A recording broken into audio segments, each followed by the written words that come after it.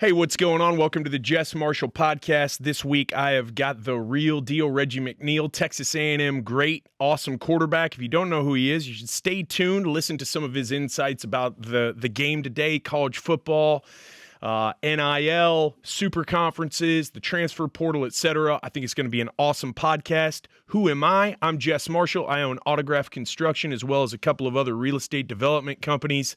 I specialize in storm restoration as well as in real estate investing. And I wanted to start this podcast because I like to talk to other passionate people about things that make them tick, about what gives them that DIY, do-it-yourself attitude, and why they live outside of fear, without fear, in the face of fear, just like I think you should do and just like I try to do as well. Hope you enjoy this podcast. Let's get cranking. Hey, what's going on, everybody? Welcome back to the Jess Marshall podcast. Wow. Mark that swipe. Bring it. Have you seen the Q collar that some of these players are wearing? Did you watch the Dallas game at all yesterday? The Dallas Green Bay game? Yeah.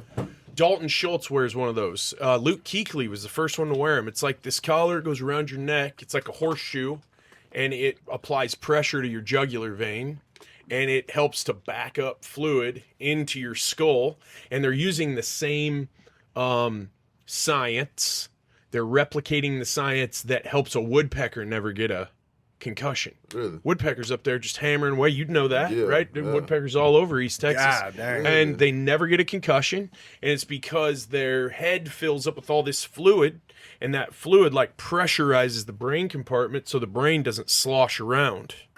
Because a concussion, you get a concussion getting hit with a helmet. You get a concussion getting thrown on the ground, your head hits the ground. Oh, those are the hard ones. Yeah. My worst We've been ones, through some of them brother. in rugby. Elbow hits the ground, and your jaw hits your shoulder. That's a bad one. But you can just get ear-holed or hit clean, and the whiplash of your head, even if you don't hit the ground or a helmet doesn't hit your actual head, can slosh that brain around and give you concussions. Yeah, I didn't know about the Q collar. It's very interesting. The thing is, Reggie never got hit. Yeah. That's the thing. He never got hit. I mean, he was. Have you ever had a concussion? Yeah. Yeah. Yeah. But I mean, his elusiveness. He was not a guy, and he also has a baseball background, so he was sliding. And mine when the play would break down. Mine come off of you hitting the ground. Yeah. Head hit. Yeah. It wasn't no. Or somebody jersey tackles you and like whips you onto the ground. Yeah. So like I said, I think I had two. But shit, I mean, I might have had more. I know I've played. I was in games and shit. I get hit and black out for a second, and I call the play, and I'm talking about. I can remember. I look at Courtney and be like, "Dog, what are we doing on this play?" Yeah. And he'll be like, "Reg, you reading the end? Oh, yeah, bet. Yeah. So, Yeah, you might have had one right there. I mean, but then it was more frowned upon. Yeah. You wasn't coming out the game. No. Yeah. There was no concussion. You wasn't coming out the game. It was just a headache. No. What are you, about 40 now? Yeah, 39. So that's 12, 13, it was 20 years ago, I guess. Yeah. Where it's rub a little water on it and get Yeah. back out there, you're fine. Yeah. The opinions have changed to a degree about concussions. Let me run this past you. High-level college football player like you. What do you think about this rule change? This rule change would solve almost all concussions. Not all of them. Not the hitting the ground. Not maybe just a random knee kicking you in the hitting you in the back of the head or the ear hole or whatever. One thing and one thing only. Because if you took helmets out of NFL and college football, the concussions would decrease massively. Right. In rugby, we have no helmet. You have to tackle right. It's shoulders only. You're not closing your eyes, leading with your head. Yep. If they would just make defenders wrap, that's all they have to do. You have to wrap on every tackle. You have to wrap your man with your arms. You cannot turn your body into a missile. And that's what you still see. Now, crackbacks those are penalized now. Yeah. You would know this. No, maybe not for doing this too often, but throw an interception. Maybe it's a tip ball. You're running across, watching the ball. Well, as soon as you hear that defense say fire, you are I'm alive. Thanksgiving turkey, man. Yeah. They're coming, and someone's And trying they to trying end to you. get you. Yes. Yeah. Because they are known that they don't. We can't touch the quarterback. Can't touch the quarterback. And Right. This is our opportunity. What do you think about that wrap rule? If that's all they made, because DBs and linebackers do it most. They're going in there. They're either diving with no attempt to wrap at your knees, or they're coming for your top half with just a shoulder. Technique change, but it's not that hard to learn that. It's not the game. I mean, if you really think about it, because the game is such an offensive game anyway, and everything is more geared towards the offense. And because I mean, there's a couple rules I could sit here and tell you about that I just can't stand when it comes to offense and defense. So, but with it becoming more of an offensive game, that'll probably be better. What rules can't you stand? The one that I hate the most is when running back got the ball or player has the ball and the whole O-line get to push them forward. Yeah. So we'll stop them here, and then the O-line start pushing them in the back. So now we can get those yards. But then on the flip side, I'm a runner.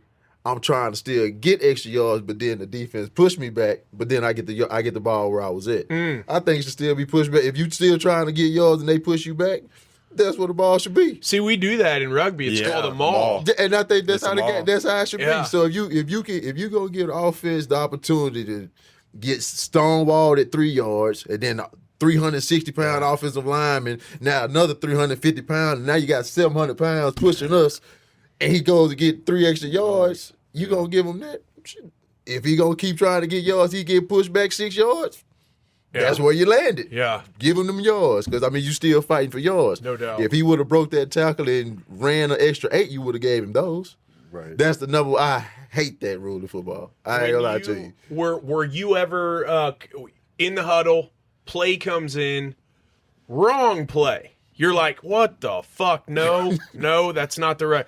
Were you ever like, no, we're not running that play. We're running this. Or were you making a hot read at the last minute because you knew it was a bad call? Or what's that relationship like you're the captain of the ship out there? You're going to get either all the credit or all the blame. Is a bad call coming in and you're just like, you got to be kidding me. We're running a fade right here. We're running all over this team. I'm gonna give you one. Yeah? All right. That exact play we playing. Lay it on me. Clemson. We got me and Courtney Lewis. Courtney's on my left side. The left side is the boundary. And we run an option into the boundary. I got the ball attacking the end. It's 3rd down. And you were on that hash mark then? Yes. So you're right. And so we are... No room. No room at all. And, of course, they stop us. And that week in practice, that upcoming week, Francione told me and Courtney it was our fault.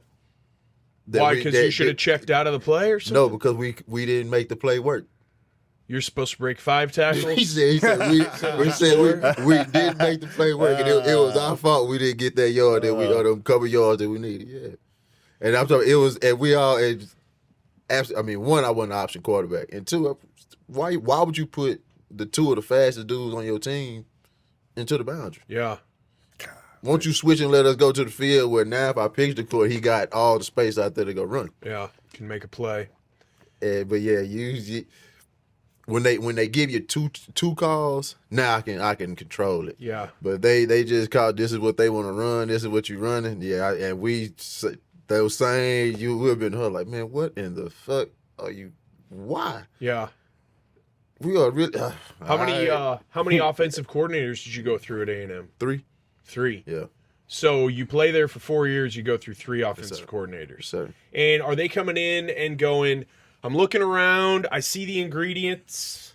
I'm used to baking a blueberry pie, but I see the ingredients here. We have the ingredients for an apple pie. For example, we come in, we've got a lot of burners. We can score. We can spread people out. But no, we're going to try to run power football or vice versa. Was there... That's what it was for us because we ran option and the veer.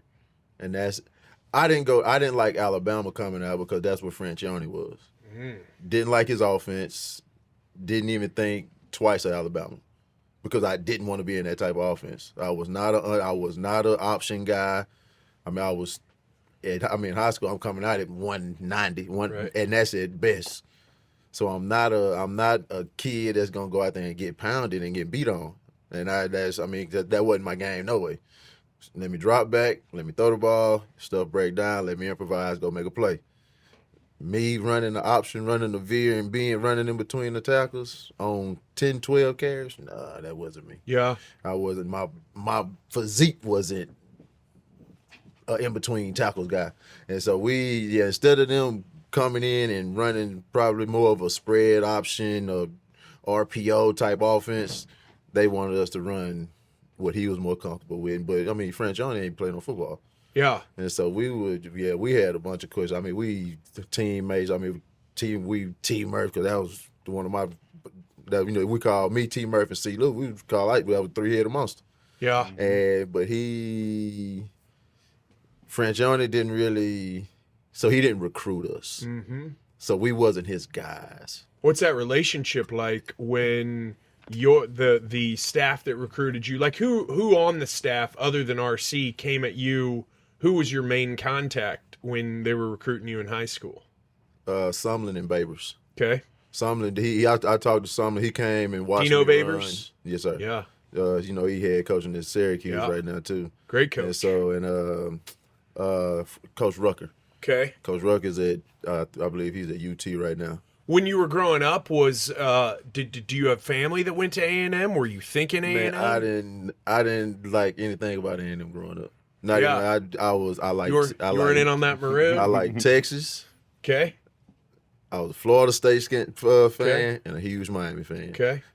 Huge Deion fan, so that's why I like Florida State. Sure. And Miami, they was Miami. Bowden still coaching when yes, you were sir. playing? Yeah. And so my ninth grade year, I had one of my closest buddies play baseball with him. Kid named Adam Carter. He ended up going to A&M too. His dad was a doctor. Saw my ability, and he looked out for me. Great friends. He sent me to Florida State camp my ninth grade year. Me and his son. So you're a freshman. Yes, sir. So I go in, absolutely kill the camp, and Bobby Bowden was the first one that loved me. And Beelined right over to you? He came and talked to me, and before you knew it, they were offering me. And so, As a freshman? Yes, sir. And your first offer as a freshman was from Florida State? So I want to say, I think I ran a 4.4 up there, like high 4.3, 4.4. When you're 13? I was 15. Okay. Going into my freshman year, yes, sir. Okay. Yes, sir. And so they saw me throw. I was at that time, and I played baseball from 6 years old growing up. The team, and I played with. And you were a hooper too. Yeah. Was so you see a lot of specialization now, right? So, you see kids they're playing select, they're playing all year long, they're playing one sport, they're getting burned out. Was you playing all the sports because it was fun, or was that strategic on your part, or was that your mom or dad or grandma or grandpa going, get the fuck out of the house, Reggie, get out of here, go do something productive, and that just ended up what it was? It's baseball season, or did you like the variety? Love the variety. And did it make you a more versatile athlete? It did. Had to. So I was telling that, like, and you put me in, because I'll probably, in football, I was a damn good quarterback, but I was probably a better safety than I was quarterback. Because, from playing baseball, I could track the ball, I would flip my shoulders, be able to find the ball, and I knew what quarterbacks was thinking before they would even make a play. You're reading the play? And I ended games in high school because of that reason. Quarterback starts scrambling, I'm looking at the field, that's where I would throw. Did you get recruited as a safety? Miami wanted me to come play safety. Okay. So they wanted me to come play receiver and safety. They wanted me to go both ways. What's that conversation like, though? Because you want to be the signal caller. Are you saying, well, I like what you're saying, but am I going to get a shot? So check this out. So Miami comes to the school, my high school. They haven't met me face to face yet. They don't know what my pops look like. My dad walking in, they walking in with my pops. When I talk to them, all I know is they want me to play. They recruit me for a quarterback because they know I want to play quarterback. And so they coming in with my pops, and so my old man asked them, "Who y'all here to see?" This McNeal kid. he's a hell of a quarterback, but we want him to come play both sides for us, and that's how I found out Miami wanted me to play both Your sides. dad's in there scouting. Yeah. And so it did at the end of he found out after we go meet, then he like, oh damn, that's the kid's dad. And they let the cat out of the bag to your dad. That's funny, man. And so that's how I found out, and that's clever by your dad. And so and I ain't gonna if I could go back, I probably would have went there. Yeah. Yeah. Really? Out of high school, just off of my ability at safety. Yeah. And then I do think both sides of it, because as far as coming up and having to hit them 230-pound backs, I don't know, but when the ball's in the air, I'm going to go get it. And well, you're taller than like Earl Thomas. Yeah, for sure. So if you got that tracking ability, but a little, I mean, you think I was 10'4", 120, ran 20 point in the 200. Was your dad a big part of your athletic career?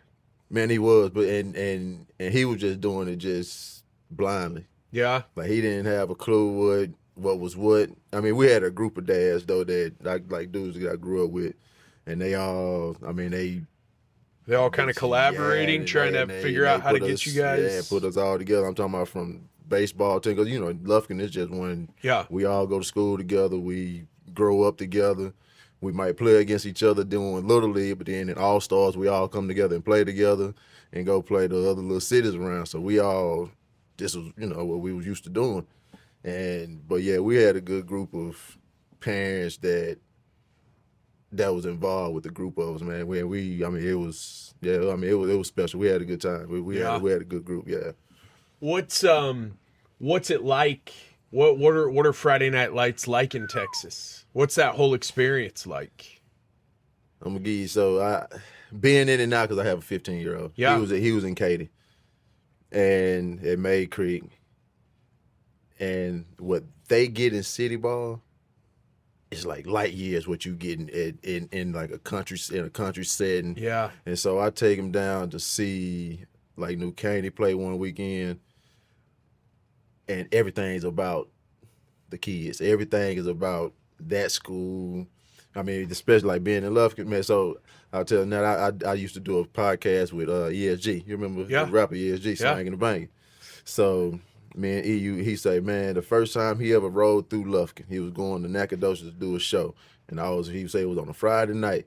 He said, I'm riding through on 59, and because our stadium sit right off the highway. Yeah. And he said I'm talking about from the stadium down to the highway, it was nothing but cars. Wow. And he was like, bro, why so many people here? He like, man, you ain't never heard of this McNeal kid that play? He like, man, he ain't better than Vince Young. Because he being from Houston, he ain't better than Vince Young. He's like, man, but they stopped. He's like, man, they exited off. He came in and watched. He said, oh my goodness, like the environment. And man, because especially in Lufkin, you come out our school and you walk to the stadium. By the time and this is 6 o'clock just for pregame, and man, it's 8,000 people outside already. Especially once daylight savings goes away and it's dark. Man, the lights are up. It's different. It's badass. It's totally different. I bet. It's an amazing feeling. How early did the Vince Young comparisons start floating around? I want to say about our sophomore year. Okay. Yeah, we was, because he was doing his thing in Madison, and then same with me in Lufkin, but we never did get to get each other until senior year. Then unfortunately, we still didn't play because they lost to Austin Westlake the week before. That would have been the showdown of all showdowns. Yeah, that would have been the game. When you look at the game now, and especially with the advent of social media, where players can connect now, then did you have Vince's number? Did you even have a cell number? A cell then? Nope. I guess no. We first really. Did you call each other on the landline? You know what I'm saying? So we first met once we decided where we was going to school, and so we had some conversations over the phone to where you going? We wasn't trying to go to the same school. Sure. Just make sure, stuff like that. Even though some people tried to get him to come to make me switch positions or vice versa to get us to go to the same schools. So we was able to talk landline wise, but other than that, and then we did a couple photo shoots together too. Like when we first sign deals to go to school. Yeah, that magazine. God damn it. What's the name of it? So-and-so's Dave Texas. Campbell's. Yeah, Dave Campbell. So we did. So and then That's a great cover. We had a newspaper that we did also, like on some rail trip. We met halfway from Lufkin and Houston. I want to say, I forgot where we met, maybe somewhere in Cleveland or something. And we did a photo shoot on some railroad tracks. This was before all the Dave Campbell stuff. Wow. And so that was the first time we actually like just met and was able to just talk and stuff. But we, like I say, we had spoke on the phone. Yeah. Just off of recruiting and stuff like that. But yeah, I still talk to him to the day. Do you? Yeah, yes, sir. That's cool. Yes, sir. You would have to think that the players, to a degree, got the power back a little bit when social became what it's become, right? So they're all talking to each other. Maybe there's a coach who's a wolf in sheep's clothing, and now you guys can communicate. Like, this guy's a liar. You know, he told me he was going to give me this opportunity. I showed up. It was BS. Yeah, you can get that side, and then now you got to also put in the fact that you got to watch every little thing you do too. So now, you know what I'm saying. So you use it to that side, but then you go out there and slap somebody on the cheeks, and then it's a video. Oh, no doubt. I mean, so you got to deal with both sides. It's a two-edged sword, man. Yeah, man. It's tough, and No we doubt. didn't have to deal with that growing up. And I tell my son all the time, man, look. If they would have had video cameras out in school, bro, I ain't no telling what would be out there. Look, yes, I'm a very blessed individual that there was no way to document anything in the palm of someone's hand. Yes, no doubt about it. Yes, sir. I say so, man. Y'all gotta nowadays. They already. You gotta worry about shooting with guns and video cameras now. So you gotta really thread very carefully nowadays. No doubt. Yeah, so it's a different ball game, man. And real quick, just to put this in like historical context, when I was a freshman at A&M, Facebook was just starting in 2004. So I mean, that was all brand new. There was no smartphones. MySpace. Yeah, exactly. There was MySpace, and we had brick phones, the little Nokias. Yeah. And if you were cool, you had like one of those little Razor phones. Yeah. You know, the Motorola. That Sure. was just flip. And just I had a bag phone. That was my first cell phone. Plugged it into the cigarette lighter. The phone itself was like this big. The battery weighed like 8 pounds. Yeah. And it's crazy. Just seeing how it's evolved too with social media. You put a like on somebody's post and people are going to read into it. Yeah. So it's not only like it's not only what you post, it's also how people interact with it. Yeah. I mean, you think how many coaches that reach out to me on just Twitter? They find me on Twitter as Coach such and such, and keep following you. What is this? Really? Follow back. Coach, appreciate you, man. Do you have any kids? I see you working with kids. Do you have?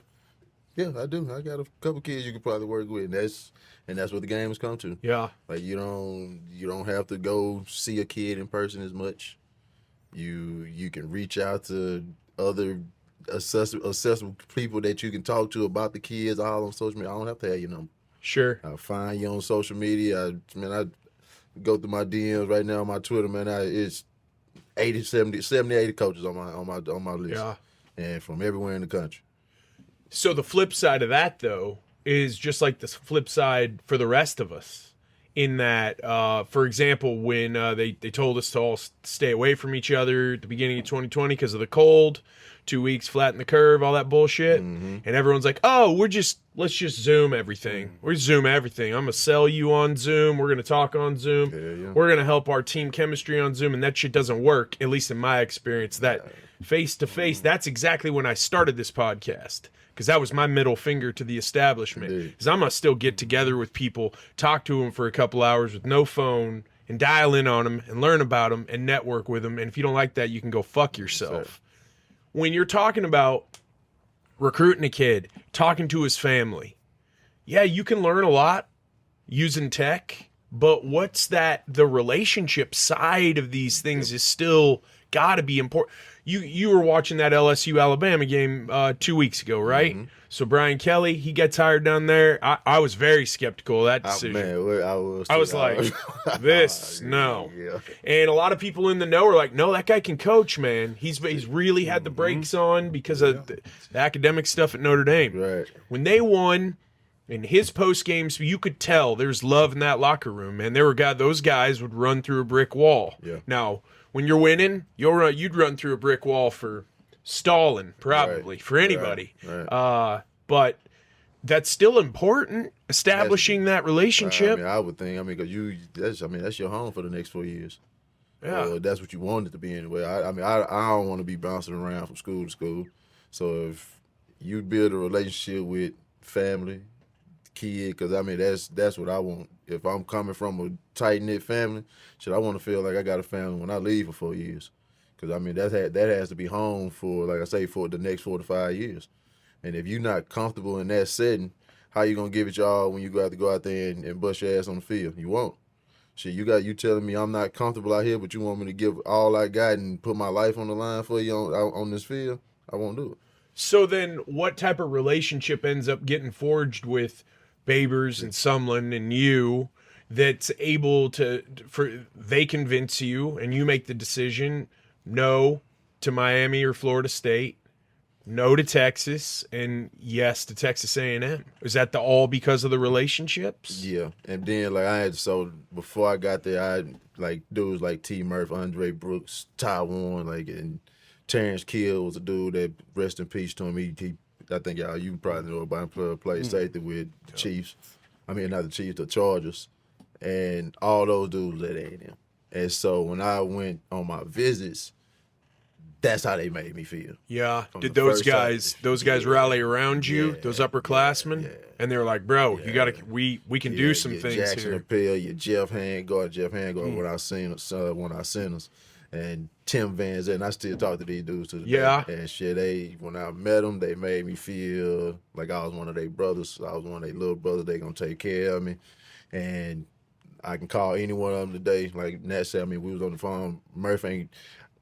What Murph got going on, he could have made every excuse in the world to not want to talk to us, give us them 30, 45 minutes to sit there and meet with us, shoot the shit with us, and he did. And I can get on the phone, Rocky Bernard, any of these dudes, and like a brotherhood, like a whole little brotherhood. Like from right when you stepped on campus, though, was that a different experience? And this was even before that, and that's why I committed early. I committed, I won't say before my junior year. Wow. So when I first started going there, shit, that's how they treated me. Wow. And it was not till they would have went to war for me then before I even stepped. Man, shit, we had a playoff game at College Station. It was more players there that went to school there watching. They all on the sideline rooting me on, sitting on Killeen's sideline. Oh, no shit. Man, what? Really? Man, I sealed the game with an interception against Killeen. So, same thing I said, how I applied red stuff. So, they quarterback get out on the move. I'm playing safety. He throw a crossing route. I jump it, pick it, hit the sideline. We was up by like 4 or 5 points, and they were going to score to try to win the game. I pick it off. Man, I'm running down the sideline. You can probably see it today. Man, it's about 20, 25 Aggies players all on the sideline. Wow. And I'm running by them, and I'm that's funny.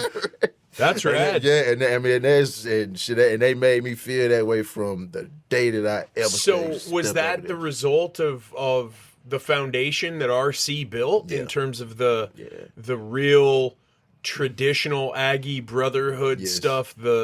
That I grew up watching, like the Dat Win, Jamar Toombs, you think the Bonfire game. RC his year he got fired.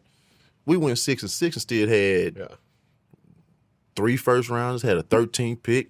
Taiwan went 13th pick that year. Kill went early second round. Sammy Davis went early second round. Who else? We had somebody else went first round too that year. Oh no, Sammy D was the first. He was San Diego first. Man, we were 6-6. Wow. We didn't play the bowl game because didn't nobody want to play with Fran. So they fired Slocum them. Didn't nobody want to play the ball game with friends. We're like, nah, we ain't gonna play. Wow. Because Slocum them not coaching us. Yeah. And that's what, if Slocum would have stayed, we probably would have won that championship. I'm not gonna lie to you. Really? We had Adrian Peterson coming. And Heard about that. Yeah, me and AP, we had a very good relationship. Really? And You were working on him to. So what we would have had D4, Courtney Lewis, and AP in our backfield. And then with the weapons we had outside, and then with me and my athletic ability as a quarterback. Right. And Reggie, just mention also too, just like what kept you at A&M. Like you had a conversation with RC, Sure. and you that tight relationship that you had there. Well, how'd you learn about him getting the axe in the first place? Did you learn about it from the staff, or did you learn about it? RC told us. Did he? Yeah, RC told us. Guys, it's over. Yeah, and then they tell us who they hired, and like I said, man, I was on the phone immediately. I had Coach Outlaw, rest in peace to Coach Outlaw. Yeah, Your high school coach. Yes, sir. He's a big reason why I'm here too, and why I was successful. Because I was a little knucklehead when he made me fix a lot of stuff when growing up. But I got on the phone with him. And I was like, Coach, call Miami. And another reason what kept me in Texas out of high school, because my mom don't fly. Okay. She don't get on flights. Gotcha. And A&M took care of all trips. So I think she tried to get on the flight one time and freaked out, and they ended up kicking off the flight. So she don't fly, and so that was another big reason why I didn't go. But once they hired Fran, I told her, I was like, Mom, That's a long drive, but you're gonna have to make it. Yeah, but because I didn't want to play for him in high school. So you went out, and what did you do? Did you visit with RC in person about this? Yeah, I did. Was he like a father figure to you? Yes. In a way. Yeah, and that's why I stayed at A&M. What do you have to say? Man, we talked about it, and I told him, he was like, it'll be a great move if I did, because I go over there and be successful. I red shirt next year. I will be successful in Miami for sure. But if I'm gonna live in Texas when I'm finished, the Aggie network is it'll take you to a whole nother level. You're like, now you can go to Miami, you'll have fun, you'll probably go to the league. A lot of people don't play at the league long, so and this is why I tell kids I train today. If wherever you plan on living afterwards, pick a school there. Because afterwards you have more brand recognition. Like I couldn't go to Miami and it'll be 5% of people out there that might know who I am. But here in Texas, so I can go anywhere and now 95% of people, if you follow any type of sports, they know who I am. They know my name. And that's what I tell any of my kids, man, if you want to live in Miami or you want to live in Florida, go to school over there. That's some very grown-up advice, though, from RC. That's not like, Reg, you made a commitment, and we got a lot of tradition. You know, this is actually something you can sink your teeth into. Yeah, like, kids are way smarter than people give them credit for. Yes, sir. People think players are dumb, for the most part. Yep. You know who's fucking dumb? Coaches are dumb, dude. Coaches don't even know how to fucking open a can of soup, some of them. Like, they're dumb as fuck, man. It's nuts. Yeah, real quick on that, too, just like... On dumb coaches? No, well, yeah, you know, we've all had them, but the thing is, like, R.C. Slocum, I mean, he got fired and he was still an advocate for the organization. Yeah, and he was still doing.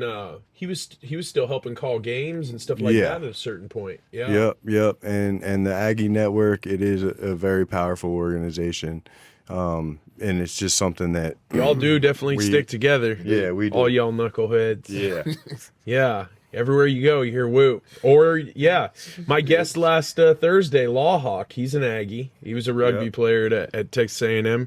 What was that part of the recruiting process at A&M, though? Or they're like, look, you come here for the rest of your life. Yep. Everyone, not just the brotherhood of the guys you play with, because that's special. That's something that not a lot of people who haven't played a team sport realize. Yeah. Football, putting yourself on the line. Rugby, you put yourself on the line. Behind the closed doors of that locker room, that's some hallowed ground to guys like us. So, Is that one of the things you missed the most when you retired? Was the camaraderie? Yep. Yeah, Yep. sucks, doesn't it, man? It's a tough. It's depressing. It's tough to let go. Yeah. Because you get used to it, used to being around a group of guys, and y'all coming together for a common goal. You got a team, and it's, and then once you leave it, it's kind of tough. Yeah. I mean, but now, man, it's. I mean, but as you can continue to grow and transition, shit, you see yourself in the same situation, just on another level. Yeah. You know, just like what we doing with our real estate. Shit, I mean, we same thing. We got a team of guys, and we all got to come and go. Yep. And so we got to go. We trying to get to, and this put the game plan together, follow the game plan. If something don't go right, we can adjust on the move, and shit, make it happen. You did compete at a high level in track and field, Yes, sir. which you're on a track team, but you're still competing alone. Big difference there in just terms of the energy and dynamic when you're knocking out track and field events opposed to playing an actual game on a team. Give you one even better, just like baseball. Yeah, Going mano-a-mano pitcher against Sure. batter. Like you want a team, but now it's more me against you. sure. We trying to get these runs, or I want to get these points for my team, but I'm beating you. And at the end of the day, I'm trying to beat you. And if you on my team wearing the same color, I'm trying to beat you too. Did you like that? Yeah. Okay, Yeah. just because that competitive. Yeah. You know, you see that a lot with fighters because a lot of fighters also play team sports. Uh-huh. You're naked, man. If you're a pitcher, you're up there. Everyone's watching you Yes, sir. and seeing how much you suck or don't suck. Yeah, If you're in the ring, they're watching you. There's nowhere to hide. You know, that's the beauty of sports. The ultimate test, right? How strong is your mind compared to your body? Yep. And then a lot of times at that level, the bodies are all pretty similar. And then it's the mind that takes over. How old or young were you when you started down the path of strengthening your mind? Like actually having a conscious thought? Maybe it was meditation, maybe breath work. I don't know. But was there a time when you were younger that type of stuff? Reggie, could we get that mic like angled a little down? Like, yeah. Right there. Like going into my junior year, had surgery on my shoulder, tore my shoulder up, and I was able to. That was the time going into. I didn't have to go through no spring practice. I didn't have to do. I was there, but more. Probably for the best. Yeah, so I was more on like the coach side. Sure. So now I can sit back and reassess everything that I would, say, meditate, do all the little stuff that took me to get better and take that next step. And it slowed the game so much. It slowed the game down tremendously. Were you doing like visualizing Yes, sir. exercise? Really? Yes, Playing sir. like the whole game in your Yeah. mind? And so now, then even when I'm at practice, I'm looking at everything. Like I'm sitting back with the coaches I'm helping them call plays. I'm looking at everything like a coach, seeing it from a coach perspective now, being able to see. And then once and going into my junior year, that's when I had my best year. And that was going after I had that surgery. Interesting. Yes, sir. You know, they tell you when you learn a new language, like you learn Spanish, you know the language if you dream in the language. I know when I was playing, I would be nervous, mostly just excited just to lay somebody out tomorrow. Let's go, right? I would do the visualize. That would calm me down. Then I would fall asleep. I would know I was going to have an awesome game if I was dreaming Yep. about playing. Did you ever have those Yes, sir. experiences? Yes, That's sir. weird Man, shit, right? I tell my son I tell me each night dream big. Just dream big. Then at nighttime they get ready to play. Now visualize yourself making plays before you go to sleep. I don't know if it's just something because I know like you said, I did it. Yeah. And I would. If I had that dream that next morning, I'd wake up like, oh, I'm finna ball today. I'm finna kill today. That's awesome. I just had that just wake up with it. And Sure. I'm right there with you. And I would, And I tell my son, they give it, man, you visualize yourself making plays.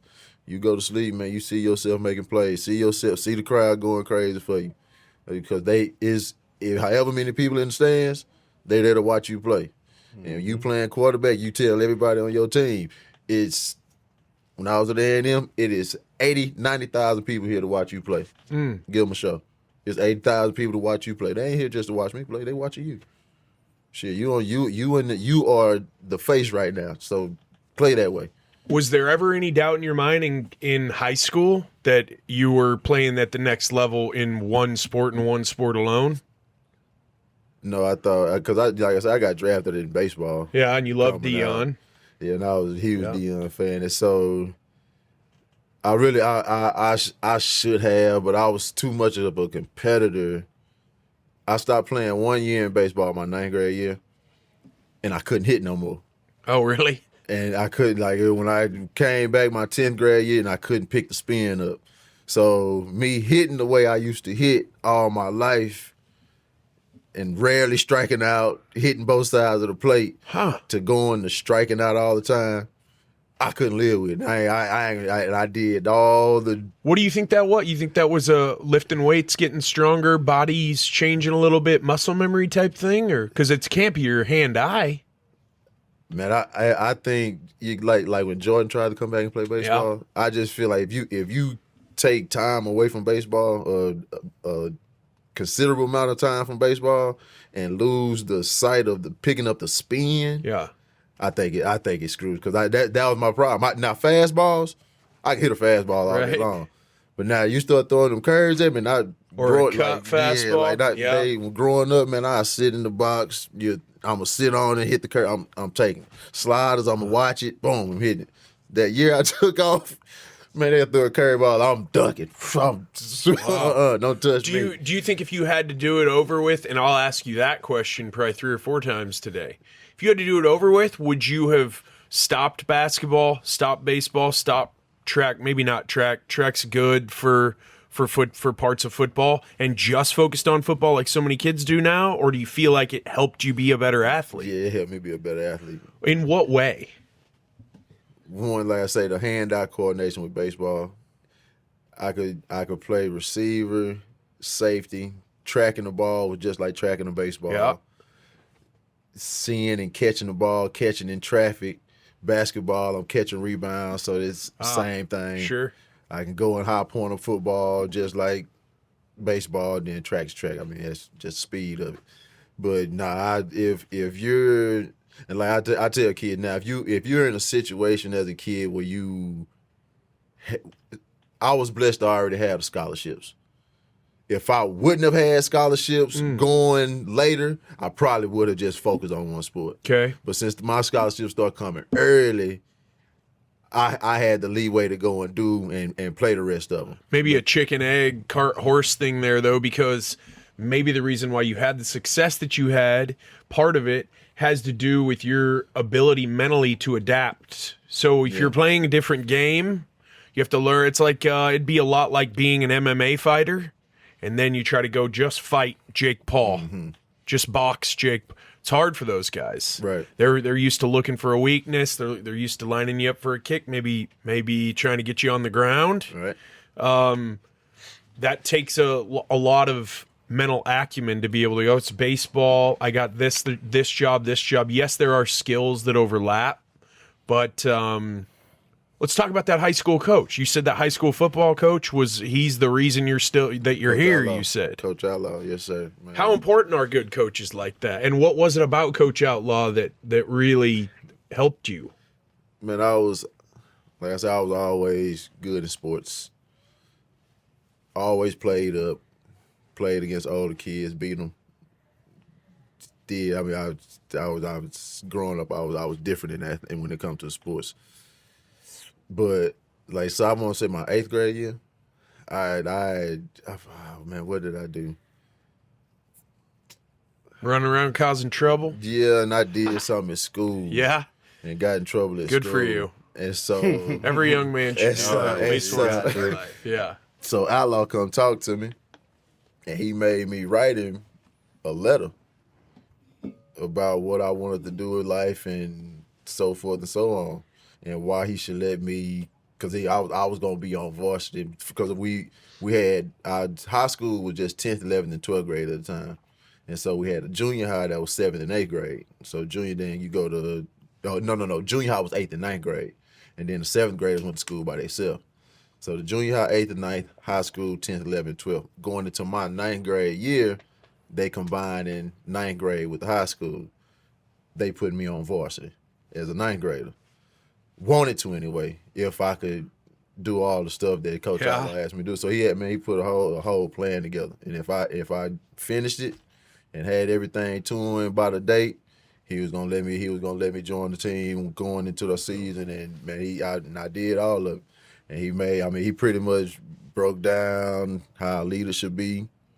Because I was clearly one of the most talented ones. The juniors and seniors, I beat them in little league sports and stuff. So he knew.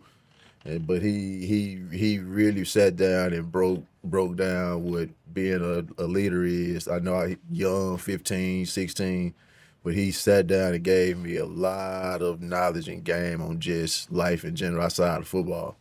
And it took me a long way. I ain't gonna lie. If without Allah, ain't no telling where I would have been. Because a lot of dudes in Lufkin is either athletics or dope. Yeah. Man, I'd play with some of and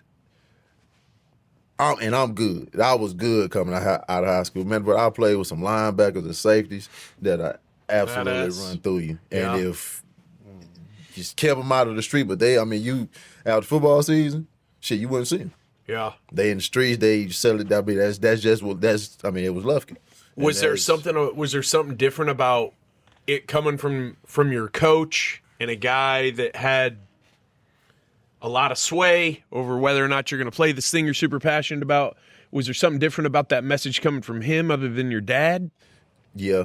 Because your dad was probably like, but Pops, straighten up and fly right. Pops is Pops, though. It's same with my son now. Should I tell my son stuff about playing quarterback? Blows you off? Yeah, really? Shit, you act like I ain't never threw a football in my life. but and so I get a kid that I know that coach quarterbacks and tell Red something, he'll lock in what they saying. So I get it. But yeah, so when it was coming from Coach Outlaw, and I had one of my cousins. He's older than me. He even called me one weekend like, Reg, get your shit together. Like you different. Like the streets are here. Could you be a hell of a hustler? Yeah, you probably could. If you put your fucking mind together, came to these streets with us, yeah, you probably be a bad motherfucker out here.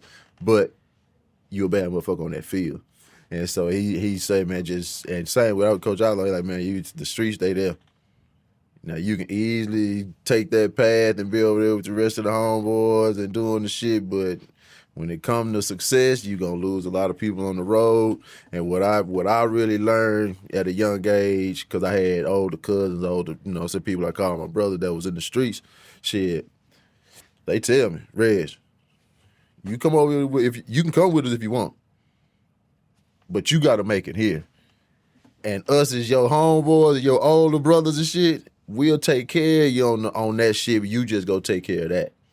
And I tell you that now because I deal with a bunch of kids like that now that they think they bad, want to run the streets. And I'm like, bro, listen, if people really care about you and they see what you got in the long run, they see your potential, and they don't want you to waste your potential, they gonna shoot you on the other side. Yeah, we gonna let us handle these streets because these streets gonna be here.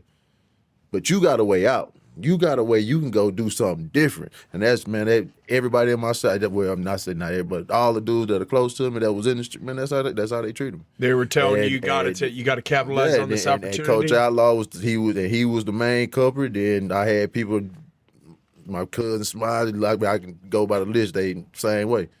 But it was being Lufkin, man, it was easy to go. To go either way. Yeah. And like I say, man, I've played with some of the most talented dudes in the world. And I could call coaches that I coached with, and they were like, man, that dude Lee Brandon was a monster, man. I would never want to get hit by him. And these type of dudes I played with. Sure. But other moves, man, but that was Lufkin though. That shit, we stayed with that still to today. Still stay with a lot of talent. A lot. Yes, sir. Real quick, before we kind of mentioned the leadership aspect of it, one of the things that stood out to me as a freshman at A&M was just how Reggie carried himself as a leader on the football field, with those group of guys, calling audibles, checking in and out of the plays from an athletic standpoint, but also just earning their respect, earning the respect from his teammates. And I don't know the answer to this question, but I want to just pose it to Reggie because I think it would be interesting to hear what you think are the most important traits of a leader. Ooh. No one being willing to be open to other suggestions. Because me, I don't like being the smartest man in the room. Now, can I lead a group of people? But just like me, I'm gonna take it to the same thing with football. I tell you, I coach my son now. I'm the guy. I'm the leader. I got y'all. But I'm not playing. So when y'all see something on the field, y'all need to come tell me. Cause y'all the ones that's gonna be performing. So I'm gonna be the leader. I do what I have to do, but let me get the feedback, and if it's something, I'll adjust with it. Cause I say we adjust on the move. I'm used to improv, and I'm used to the improvisation and doing stuff on the move. So that as a leader, I feel like you have to be able to adjust to everybody around you. You have to be able to take ideas and understand. Shit, everybody got an opinion. Now I might not like your opinion, but I'm gonna respect it, and we're gonna keep on. I'll tell you, nah, X that we ain't doing that. So I like where we're coming from, but that's not what we're doing. So you have to be open to other suggestions, not just totally focus on what you trying to do. Because at the end of it, it's a team thing. Yep. And if we're a team and got goals, shit, I can't just be locked in just because I say I'm the main guy, I'm the leader. I can't be just locked in on my shit. Yep. And it's everybody got to be. We all got to come together, see the shit, and see eye to eye on everything that we're doing. Yep. And so that's one of the biggest things as a leader. I feel you have to be able to be open and to suggestions and understand everybody in the room. And with that being said, that's why I think Jimbo Fisher need to give up play calling. 6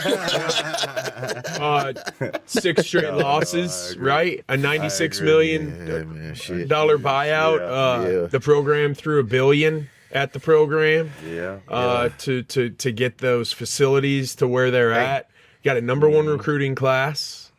Got a lot of proud, faithful Aggies, former players, former students, alums. People looking at the situation going, literally, what the fuck? Yeah, and it's a head scratcher. Like oh man, it's a harsh reality. Can we get you a helmet and maybe who's the next game? Who's the next game where they just lost to Auburn, right? Yeah, next game lost to Auburn. We play UMass. Who just fired their coach. UMass. Auburn just fired Brian Harsin after 2 years. Yeah. Cadillac Williams came in. He did. Yeah. I mean, Jimbo got to get rid of that booklet trying to call plays. Is that offense?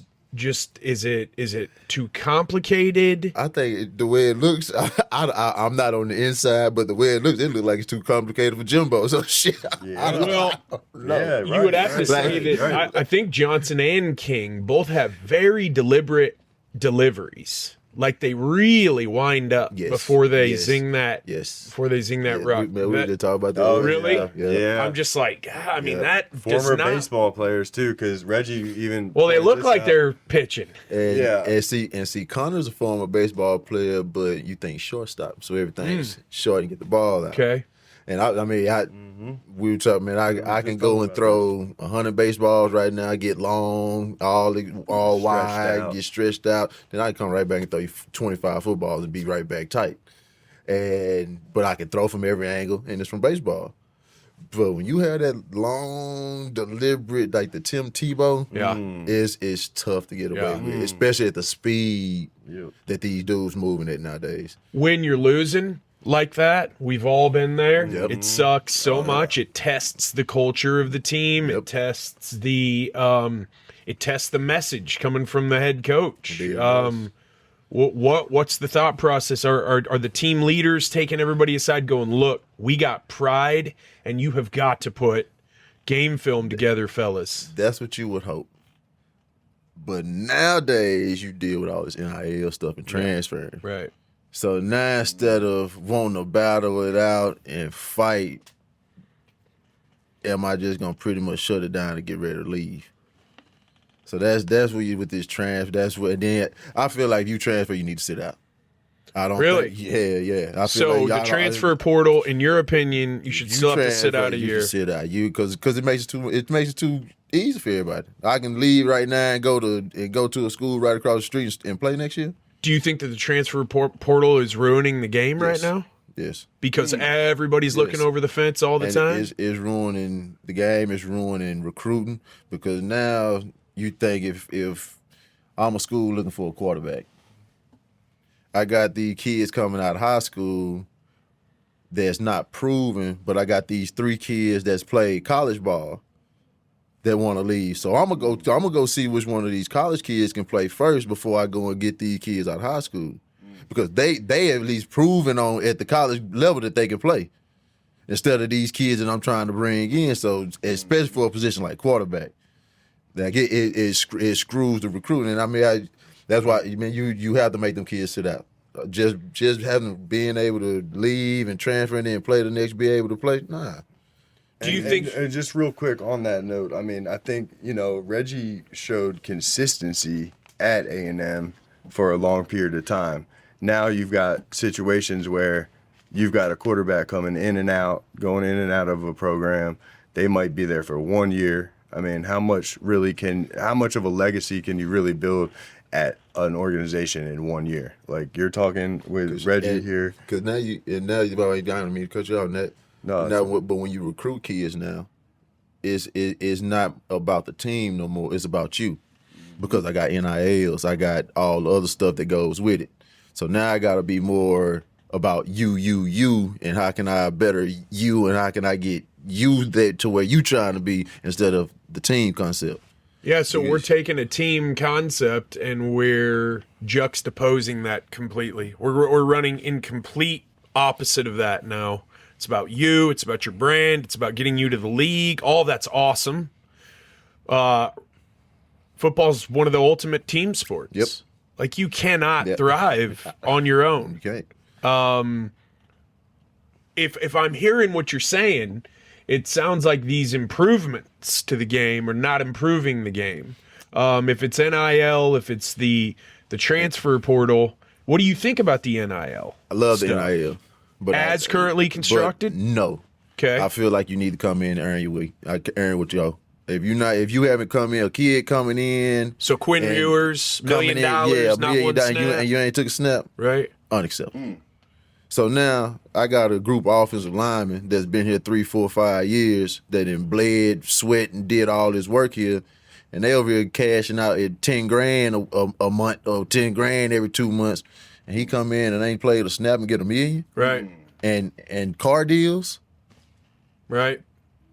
At least it's on the way, though, toward something that's workable. Now I love as far as the kids getting paid, I love it. Like I completely agree that they should be getting paid. All the jersey sales, because that's who we get there to watch. That's who you are there supporting them kids. That's who you. We know who they are. They don't know who we are. Right. And they sell tickets. Yeah, and they selling tickets. Yeah. They putting a lot of money into the school. So yeah, I feel like ticket sales like I think in Cali, the part of the ticket sales, that's what the kids get. Really? So that I love that idea. So if you would do that at all, whatever the ticket sales, the kids get part of that money. Yeah. It's a ticket sale. So shit, I mean that's part of your now that could be part of your NIL deal coming right in. Sure. But for a kid to come in and you giving him 1.5, giving him $2 million, and he's just coming in, man. I mean, what 18-year-olds with $1.5 million? What you doing with that? Yeah. And how, as a you going in making the same as your coach. So how can I respect? Yeah. What can you tell me? Where's the authority dynamic there? Yeah, we're making the same. And like, just think of it this way too. Like, I mean, Reggie, he was wearing that A&M maroon jersey proud with that brand on there.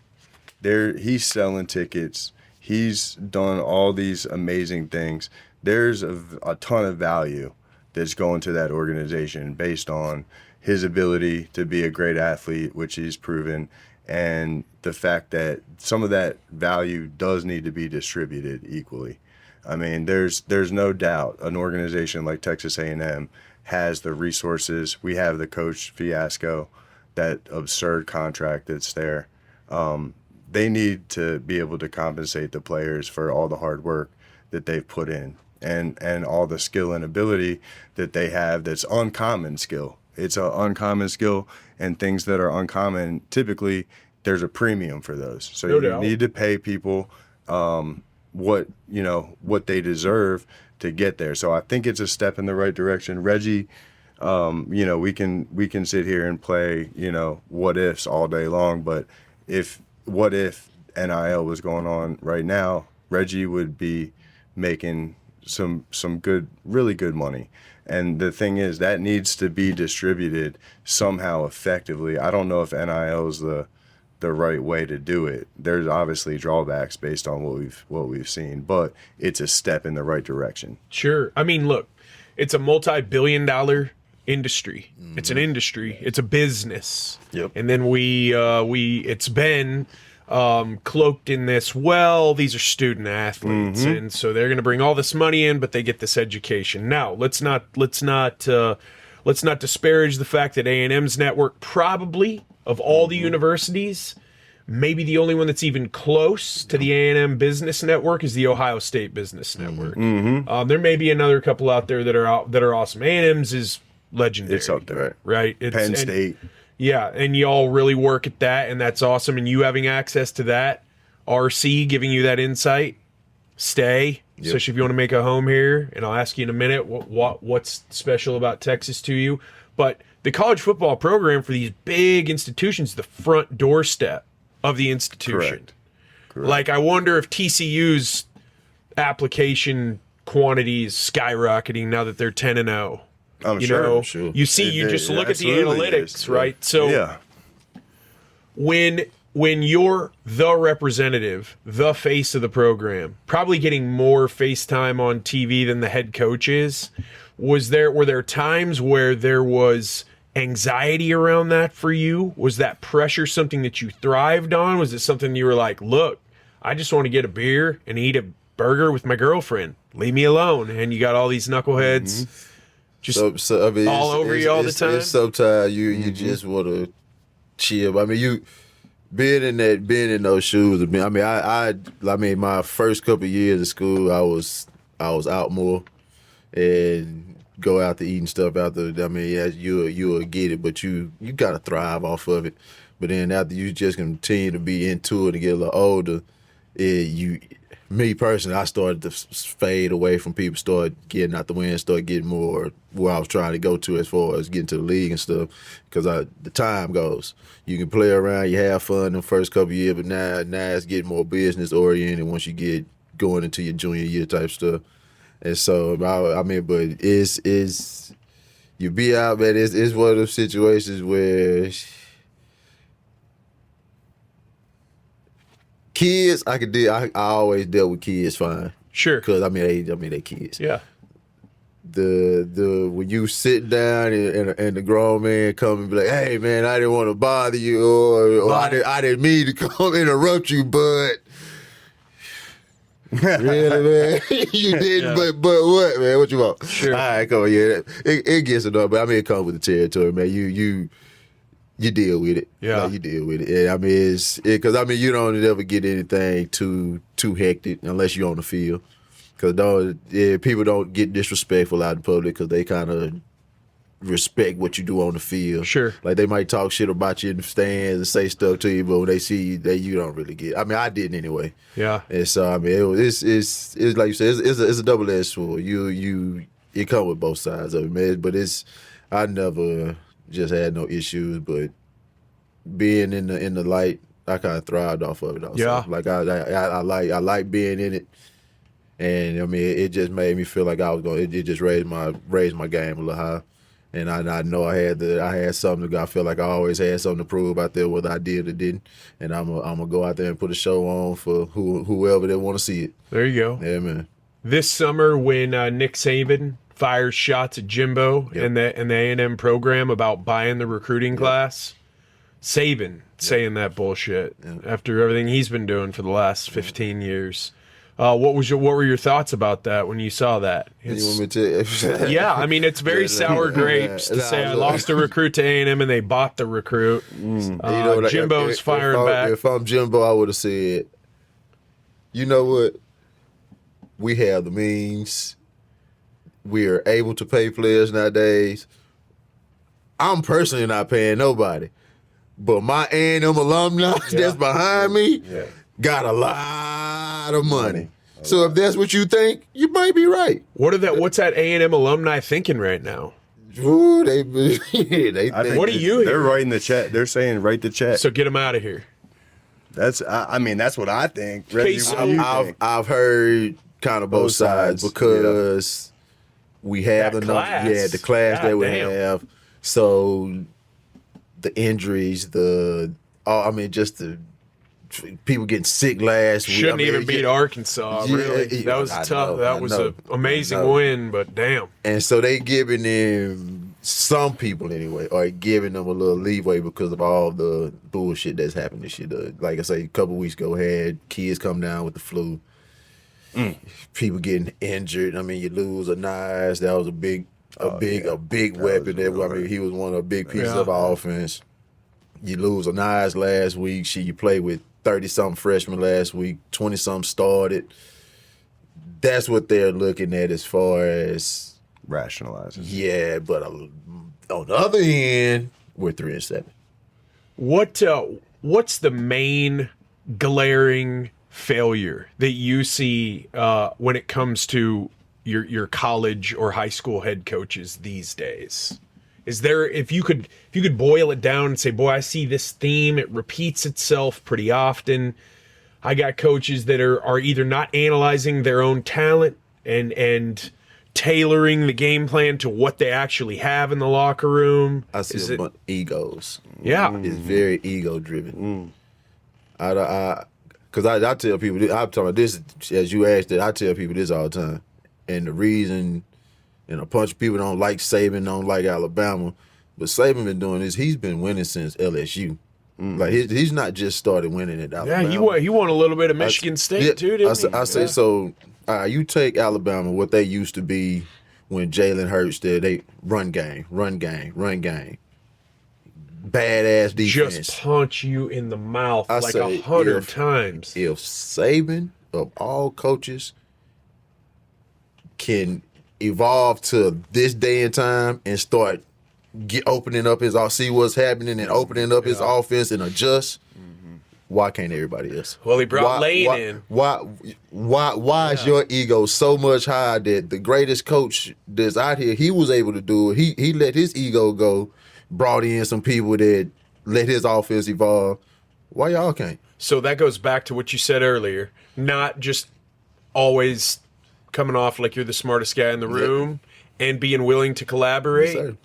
Yes, sir. Were there times when you were growing up, when you were playing for a bad coach?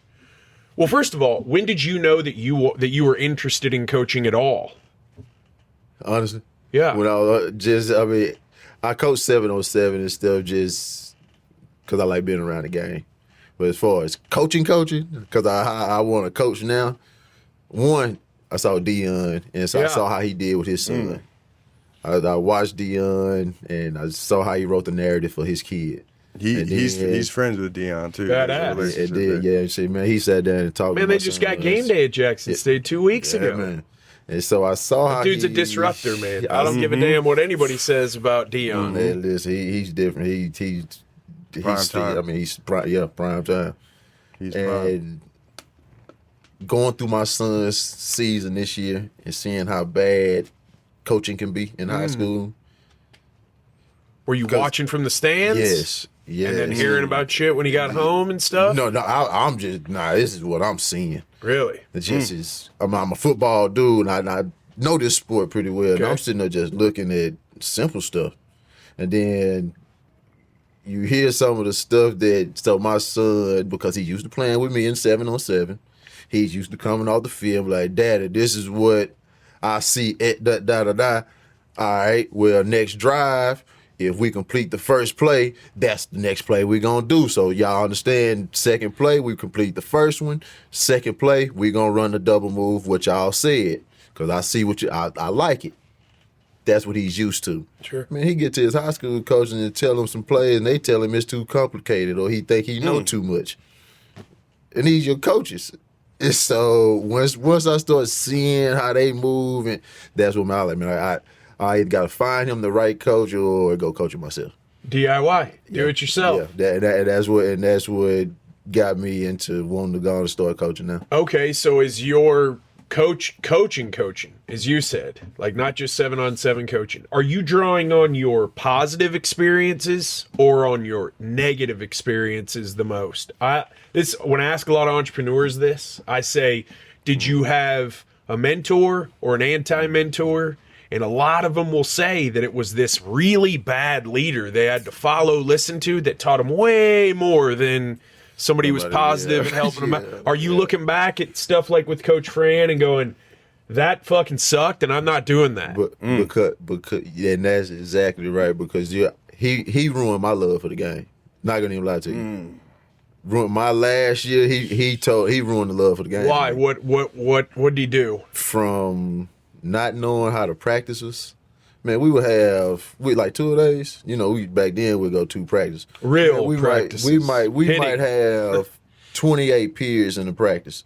We'll get to like 9 or 10 periods, and he'll start us over because he didn't like the way something was going. Start us completely over in practice. So we out there extra. He never understood. So man, if you go and turn our film on when he was there, and go watch how big boys or how people move, see how much slower they were in the second half, we'd be dead. And he totally took the game just off of him not knowing how we supposed to practice, what we needed to do for practice, what needed to be done as a team to even win. And he, like I said, when going into my junior, senior year, and some of the things that because like I was telling that, my last game at A&M, he sent me home and when I go back to school in 2012 to finish my degree, I find out that it was said that I didn't want to play against Texas because I wanted to get ready for the draft. And it was my last game. I mean, and if we win this game, we go to a bowl game. But don't nobody know that this man sent me home because I was slowing down his practice on the Tuesday before. Because I had a hurt ankle. But I had hurt it like a week and a half, and so I'm treatment, getting ready. And so I go to practice one day, I got a light limp, running the option, kick me off the field. He don't nobody know that. They think I'm leaving because draft purposes. It wasn't even the case. Coaches, but Reggie, he was the one. And so I'm talking, man. Sumlin was at Oklahoma at the time. They called me, man. What you do to piss that man off, man? I ain't do nothing to fucking Fran. He used to tell everybody I was what he wanted at quarterback. Man, well, the scouts coming over here asking us about y'all. He ain't got nothing positive to say about y'all. After all that. When you see the Kyler Cliff stuff going on, the on-field, the waving off calls, the bickering, all of that, and then you see the record, is that relationship long for this world, or is Cliff out of there? Cliff out of there. You think so? Yeah. Why don't they mesh? Does Kyler mesh with anybody? That's I don't know. When you have to put in a contract for your quarterback to watch film. Yeah. I think that's an issue. That's problematic. And then for you as a franchise to come out and even let that be known. Cause y'all, I mean, that's his contract. Y'all didn't even have to let y'all didn't have to say y'all didn't have to say that. Right. It didn't even have to come out. Yeah. But for that to come out and then for him to have to put that in his contract, I think that's a huge issue. So if the transfer portal had been around when you're going from your junior to senior year, would you? Oh, I would have left. Okay. Yeah. When you left, if you left, depending on where you went, would you have gone as a safety and a receiver, or as a quarter? Would you have insisted on quarterback? I would stay at QB. Where was it in your career that you were like, I'm not playing safety. I'm your signal caller. I'm either that or I'm nothing. As soon as I went to A&M. Okay. Yeah, as soon as I told him I was coming, the quarterback was my spot. If you would have transferred without the transfer portal, you would have had to sit a year. Mm-hmm. So if you would have, do you feel like you wouldn't have lost that love for the game? And did losing that love for the game bleed over a little bit then into the pro career at all? A little bit, because I got into the same shit. I got when I went to Cincinnati, Man. Maybe Marvin the only Lewis, worst place to go would be in the same damn state to the Browns. Yeah. Maybe. And at the time, Marvin, he didn't have no grasp of the team. Really? But I can tell you a story about being in there that shit, man. Marvin, he didn't Just disorganized? Or? Yeah. And so Marvin didn't have no control over it. I thought over nothing. that's probably a bad sign for then when he went to help Herm out at Arizona State. Now they're going to be on probation for like 10 years, I think.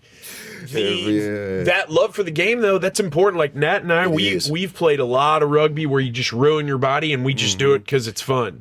Not many of us get paid, and the guys who do get paid, even at the pro levels, don't make what soccer players or NFL players or whatever make. That love, but that's why we play the game as kids. You get it's a blood sport. You're it's ready bragging rights. all week.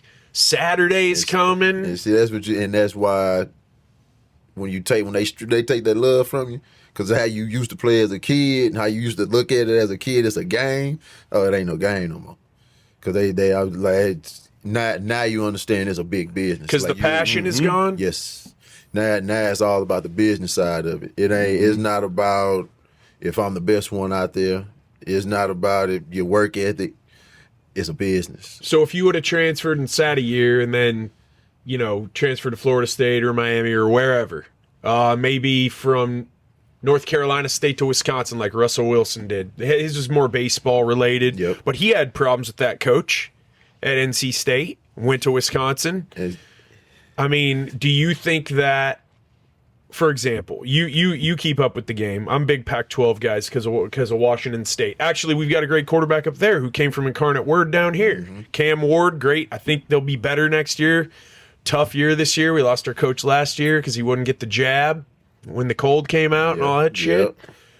University of Washington, they got Michael Penix Jr. from Indiana. And that dude's he's amazing, which sucks because we play him in 2 weeks. Right. It's going to be a tough game.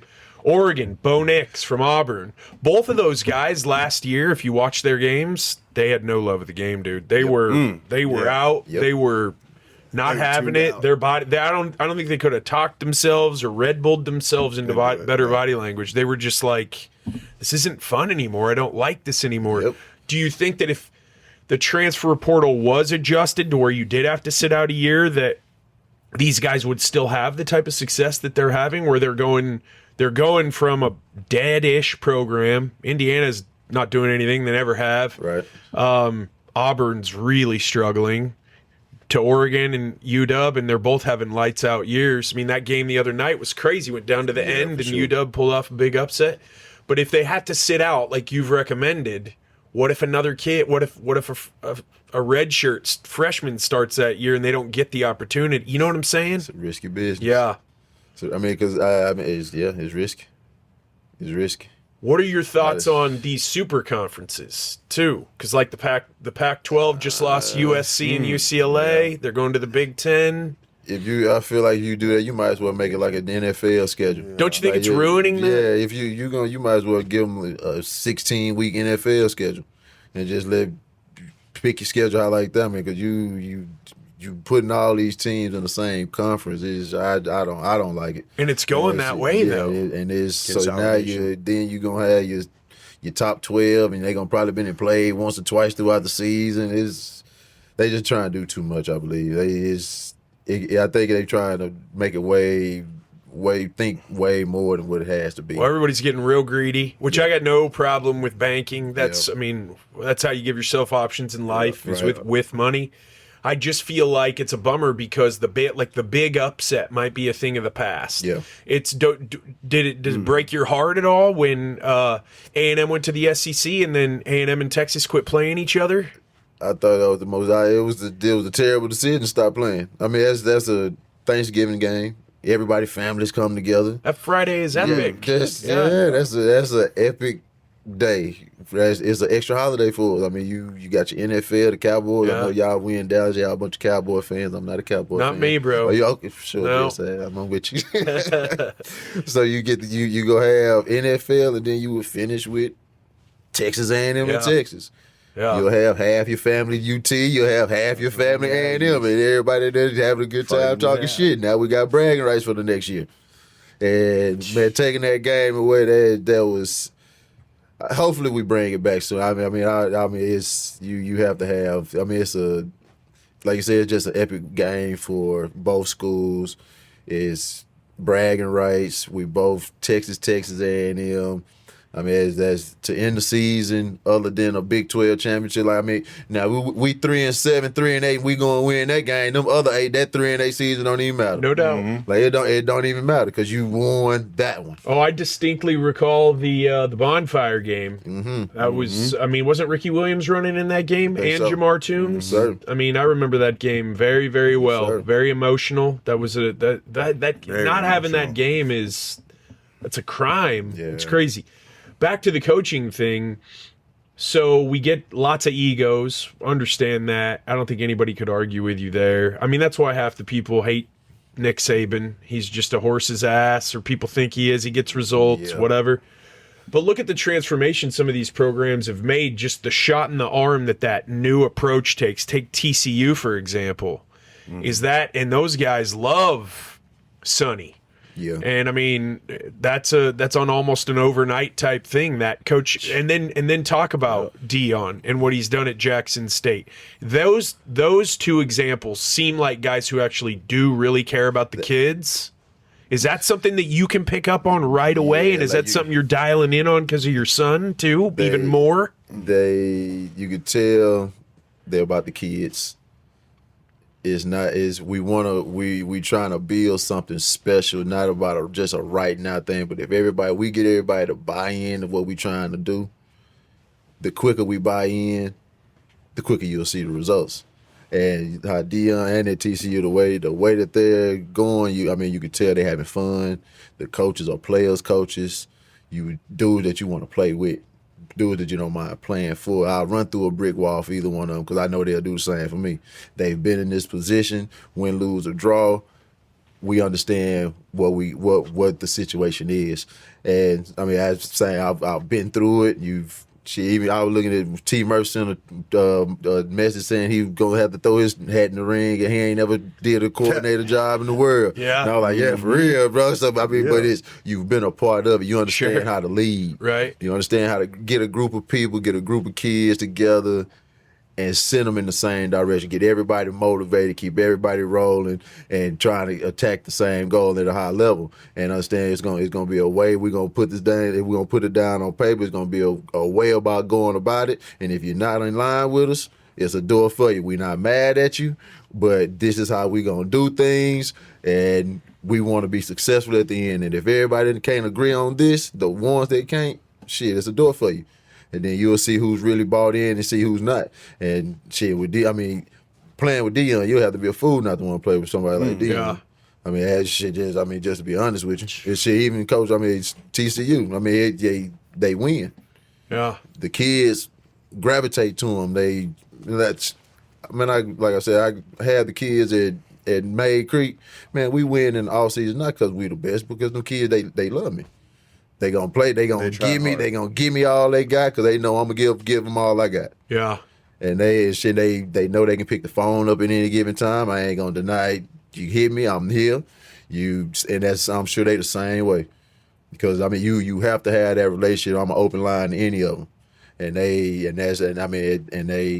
like I say they'll run through a wall for me, and I'm sure same way with Dion and them. And just a quick comment there, like, I mean, people, and we know this from rugby too, is like, you have like an innate ability, but like if you're a motivated person, you're going to outperform. So that coach comes in for the motivation side. And when you have somebody like Deion Sanders amping you up before the game, somebody that speaks with so much experience and so much ability like that, like I think Reggie does too, is you have that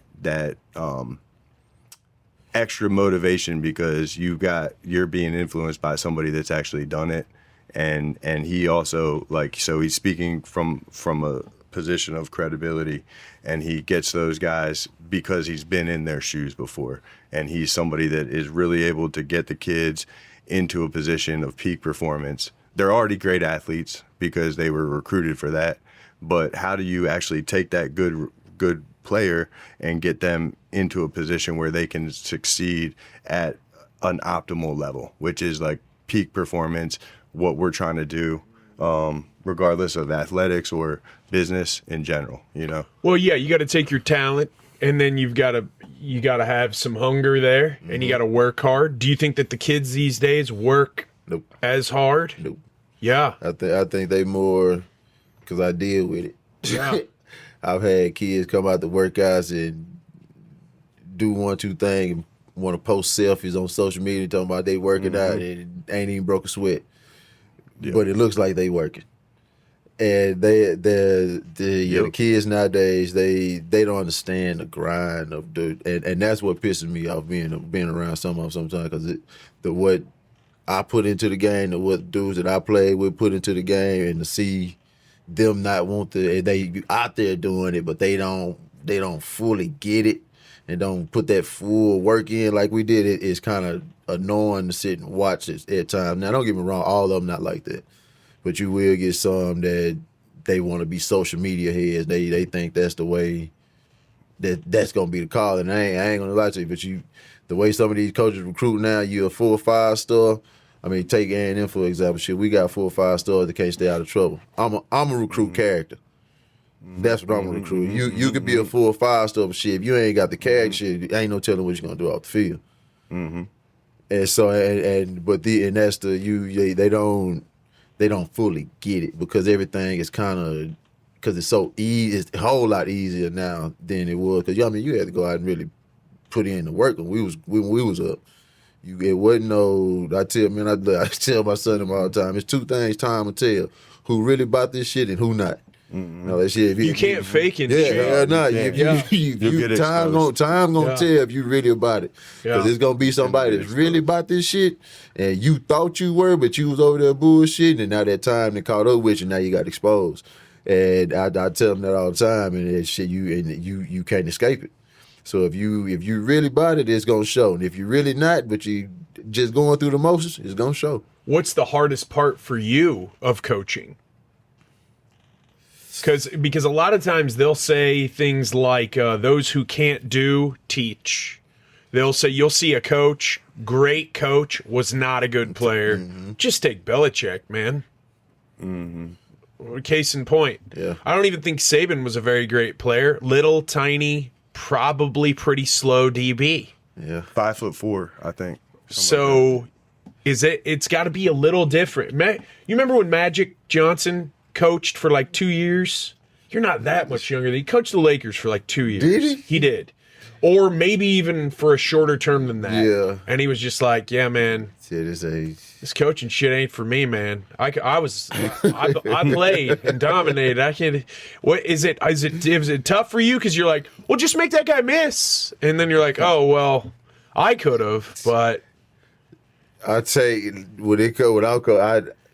just be awesome. Just score touchdowns, man. Win playoff games. Get interceptions. Win playoff games, motherfucker. Yeah, because I know kids not built like we were.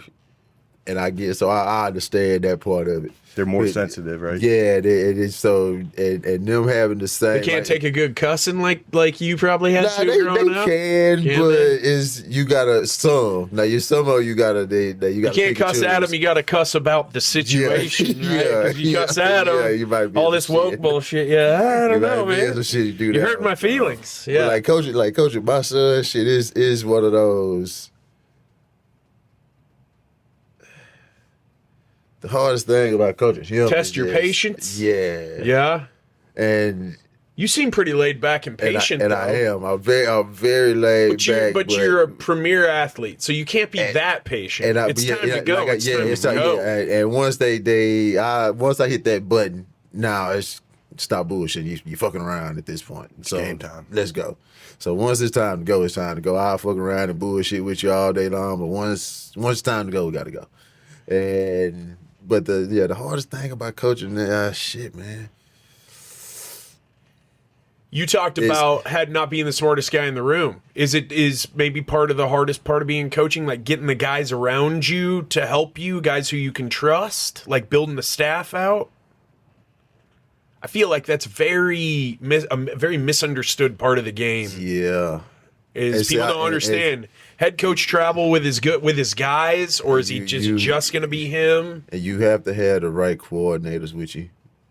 At least that part to be able to put everything intact. Now that's what probably that'll be the toughest thing, just getting the right people in the right positions for the right situation. What's your goal? What are your coaching goals? Start out, get your son squared up, winning. Yeah, that's gonna be first off in high school, and after that, honestly, I want to kind of play it like DM, be able to coach him at the next level, whether I'm head coaching, offensive analyst, wherever he is, and offensive coordinator, whatever it may be, and shit, and go from there. And because I would really love to have to be able to write the narrative for him, help him write his narrative, and not leave it up to somebody else. Do you have young players or not so young players reach out to you for hey, this is my situation, what do you recommend? Yeah, all the time. Yeah, all the time, man. Like I say, man, I on the side, I used to do recruiting and helping with recruiting and consulting and stuff, man. I got kids all over the country. They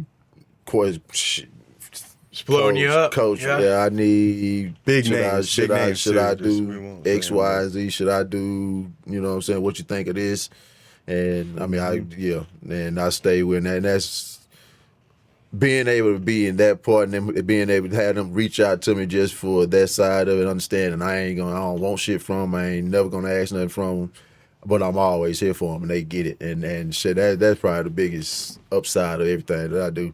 If you could take the experience that you have, the getting drafted by Cincy, playing in the CFL, the ups, the downs, the coaching changes today, and if you take all of that, you could take the brain you have now, but put it back in your 17-year-old 4'40" body, what different types of decisions do you think you would have made? It's so crazy. Is it not crazy? This is crazy to me, right? You're a top-flight college football player. There's several, man. I'm thinking of Sam McGuffey. You remember Sam McGuffey? He started at Rice, then he went to Michigan, running back, white kid, crazy. He was just jumping over people. Yes, I think he played in Houston, played high school in Houston.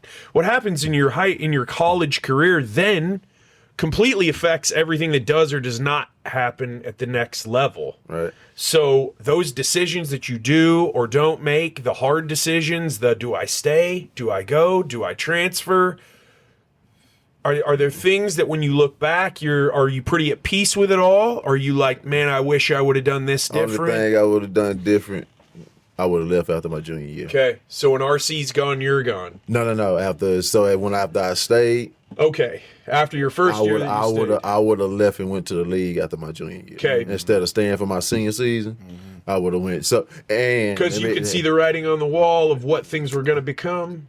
No, because I had a coach that lied to me. Okay, and so my NFL papers that I needed to sign to enter my name into the draft as a junior, I didn't get them. My head coach kept me like I didn't get. And you can't talk to an agent, or you declare you don't because I don't know my draft grade. I don't know. Was anything. that on purpose? I think so. To keep you kind of trapped and keep your options limited. Because I'm lost T Murph. He was my number one receiver. He went second round. That was my number one receiver, and he was leaving. I had another one of my other top receivers that was leaving. And so, I mean, I talked to Fran once. He tried to talk me in the stand and being the whole, talking about LaDainian Thompson. He stayed for his senior year, whoop, the whole offensive bill around me. But at the end of it, I didn't get my papers to sign to go to the draft. And shit, I talked to my old man because I was going to leave. I was coming out because I felt like it was just the perfect time. Shit, I was I think Alex Smith was the first quarterback taken that year. And then Aaron Rodgers was the second quarterback taking the 24th pick. Yeah, way down So there. shit, I mean, I'm thinking, hell, I played against Alex. Utah. Yeah, I played against him. Yeah. So shit, You got you by the Niners, right? You saw him with your own eyes. So I feel like I had threw for almost 3,000 my junior year, 4 interceptions, rushed for almost 800, I think. And so, but yeah, and then got to my senior year, the dude changed the whole offense on me. Yeah. 200 completions. Went from throwing for almost 3,000 yards to throwing for 1,500 in the season. And I was up for the Heisman and all the other stuff. And then I go from that to that. On the cover of Sports Illustrated. Yeah. I remember that. So So if I that would have been the one. I mean, and like I say, I really didn't have. He kind of screwed me because I didn't get my paperwork. Anyway, I didn't even get it. Did you even know that there was paperwork that you? Yeah, so you had no frame of reference. Had you had social media at that point, you might have been able to hit up somebody who was 2 years ahead of you, and they'd have been like, "Yeah, like a player. Yeah. Like, let's not bullshit. Like, coaches are going to say things to you. They might have your best interest at heart. They might not. Let's all be Machiavellian about it. They want to get as far as they can. They're human men. This is sports. Of course, ego has a lot to do with it. We're trying to win. Yes. You're trying your best to go this way. I'm trying my best to go this way. And we're putting everything we have into it to stop each other and run over each other. That's especially collision sport. That's what it's about. Indeed. Had you been able to reach out to someone who was a couple of years ahead of you and said, "What do you think?" and they were a player, that might have been their advice. Yeah, go get it, yeah, for real. Have you ever reached out to players like those older players reached out to you, like your high school coach reached out to you to tell you to get your act together when you were younger? Have you ever taken the initiative on that? And most namely, did you ever reach out to Johnny Football at all to be like, "What's up, bro? If you need help, I'm here to help you. Put that bottle down," or... Man, I ran into him one night, and I told John, I said, "Man, look, I did start talking to him a little bit afterwards. Because a lot of comparisons there when he had his year to you. And I told him, but you gotta Not your relax. character. I'm just saying the way he played. And I just tried to tell him, but he was one of those. He wouldn't. He wasn't listening to anybody. He was the way they had him going, and it was just a whirlwind. Yeah, he was on a different level. And I tried to talk to him like, bro, you gotta. He was fielding calls from LeBron, like you in a different light. You in a different light, like people eyes on you. He didn't want to do it, but they were letting him get away with everything down there anyway. Yeah. I'm talking like, yeah, man. But yeah, I got stories about that shit too. I'm sure. Real quick before we jump topics, like one thing that I think the fans, like at least me, and fans that know Reggie is like, how did you get so damn fast?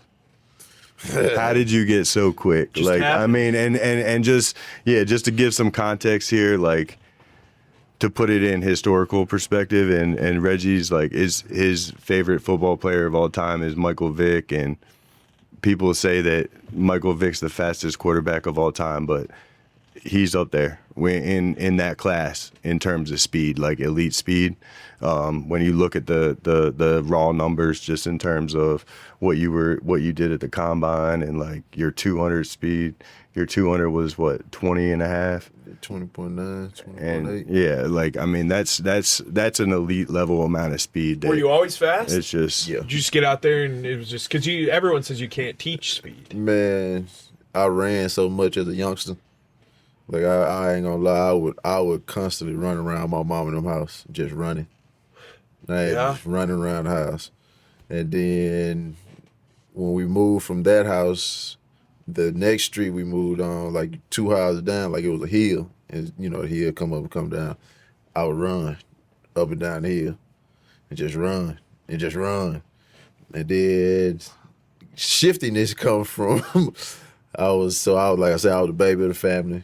My mom's sister got 4 boys. Used to always play football in the neighborhood.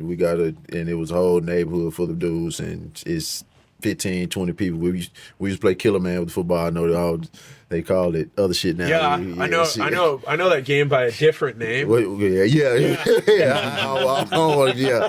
So kill the man with the football. Throw the ball up. Yeah. And so shit. I want to say I was maybe like 9-ish, 10-ish, and I'm running. Like I said, it's an open field. Got a light pole, one of the old wooden light poles in the field. I'm running, and I got hit and damn near folded in half on one of them poles. And being the baby out there, they wouldn't let me cry.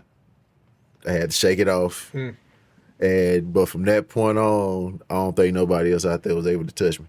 Because I got to the point I was like, that's not happening again. Not happening and I'm talking about I'm about this making 16, 15, 16-year-olds miss.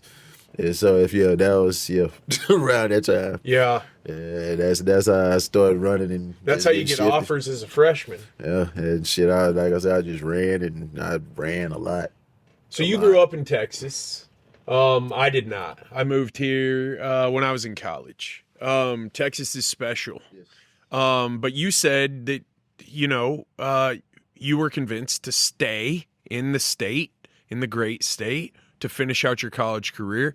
Well, what's you've been around, you've traveled. What is it about Texas that's different and that's special to you?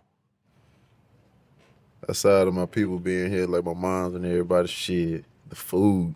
Yeah, you can't. Yeah, you the variety of food that you can get from any country, any place. Like I go to Arizona, I can't find no tacos. I can't find tacos in Arizona, but you can find anything here. I right? mean, yeah, man. And the people for the most part. I mean, is they good, solid folks. I mean, you got your issues anywhere, but man, for the most part, most Texans are down to earth. They relax, chill, and like to hunt, eat, and watch football. Seems like everybody who's here wants to be here. Yeah, for sure. Too. Like if you go up into the northern states where it's cold, a lot of people up there with bad attitudes. You're like, hey man, there's a U-Haul, go rent you one and move. You'd be good to go. It's too cold up here. Yeah, no doubt. Yeah. What about the talent, the high school football, just a pure athletic talent in this state? So that's a big debate, right? Is the talent base Florida, or is it Texas, or is it California? Right. What do you think? Since I traveled and do this, California, number one. Nah, sit tight. I was gonna say, damn, that's not what I wanted to hear. Cali, you can go find your finesse players. Mm-hmm. You might find a linebacker here and there. Are you saying soft? Skill. I said finesse. Yeah. I say you can go find your.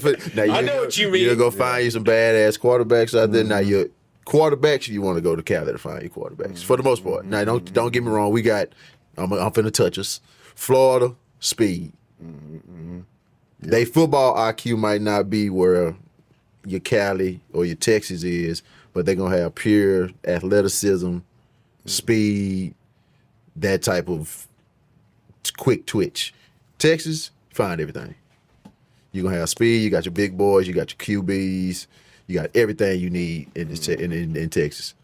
And aggressive, you want a speed linebacker, you want an aggressive downhill linebacker, you want an aggressive downhill safety, we got them. I'm not going to Cali for. Now, don't get me wrong. They'll have a few. Yeah. A few like them safeties that you want. Cause I say one of my closest boys, he played a USC dude named Taylor Mays. Love him. You know. So dude, they don't get me wrong. They got him. But I don't think he got a fair shot at the next level. Me either. But as a whole, Texas has everything. You go to Cali for your finesse. Speed, Florida. Yeah, who are the two quarter Jaden Daniels and is it Stroud? CJ Stroud at Ohio State that played against each other in high school. Mm-hmm. Daniels, man, that guy can flat out fly. Yep. Is it it's a different game at the next level than it was when you were drafted into the league? I mean, you saw Mike Vick had some good success. Yeah. Some playoffs, beat the Packers at Lambeau. But Vince had a tough career. That's a weird coaching situation. I don't think Fisher understood even what to do with him. Fisher's a 3 yards in a cloud of dust guy. You obviously went to the situation where you went. The game now, you see people like Kyler, like Russ. Russ having a tough year. Yep. But is the game now to that level where I don't see the size in the NFL that I used to see? But you see more speed. Yes. I see this massive premium put on just flat out speed. Yep. Is that the type of thing that you think you would have thrived in? Yes, no doubt about it. Because, I mean, then nowadays you got coaches that's willing to switch offenses to support the quarterback they have, Lamar Jackson, your Jalen Hurts. Yeah.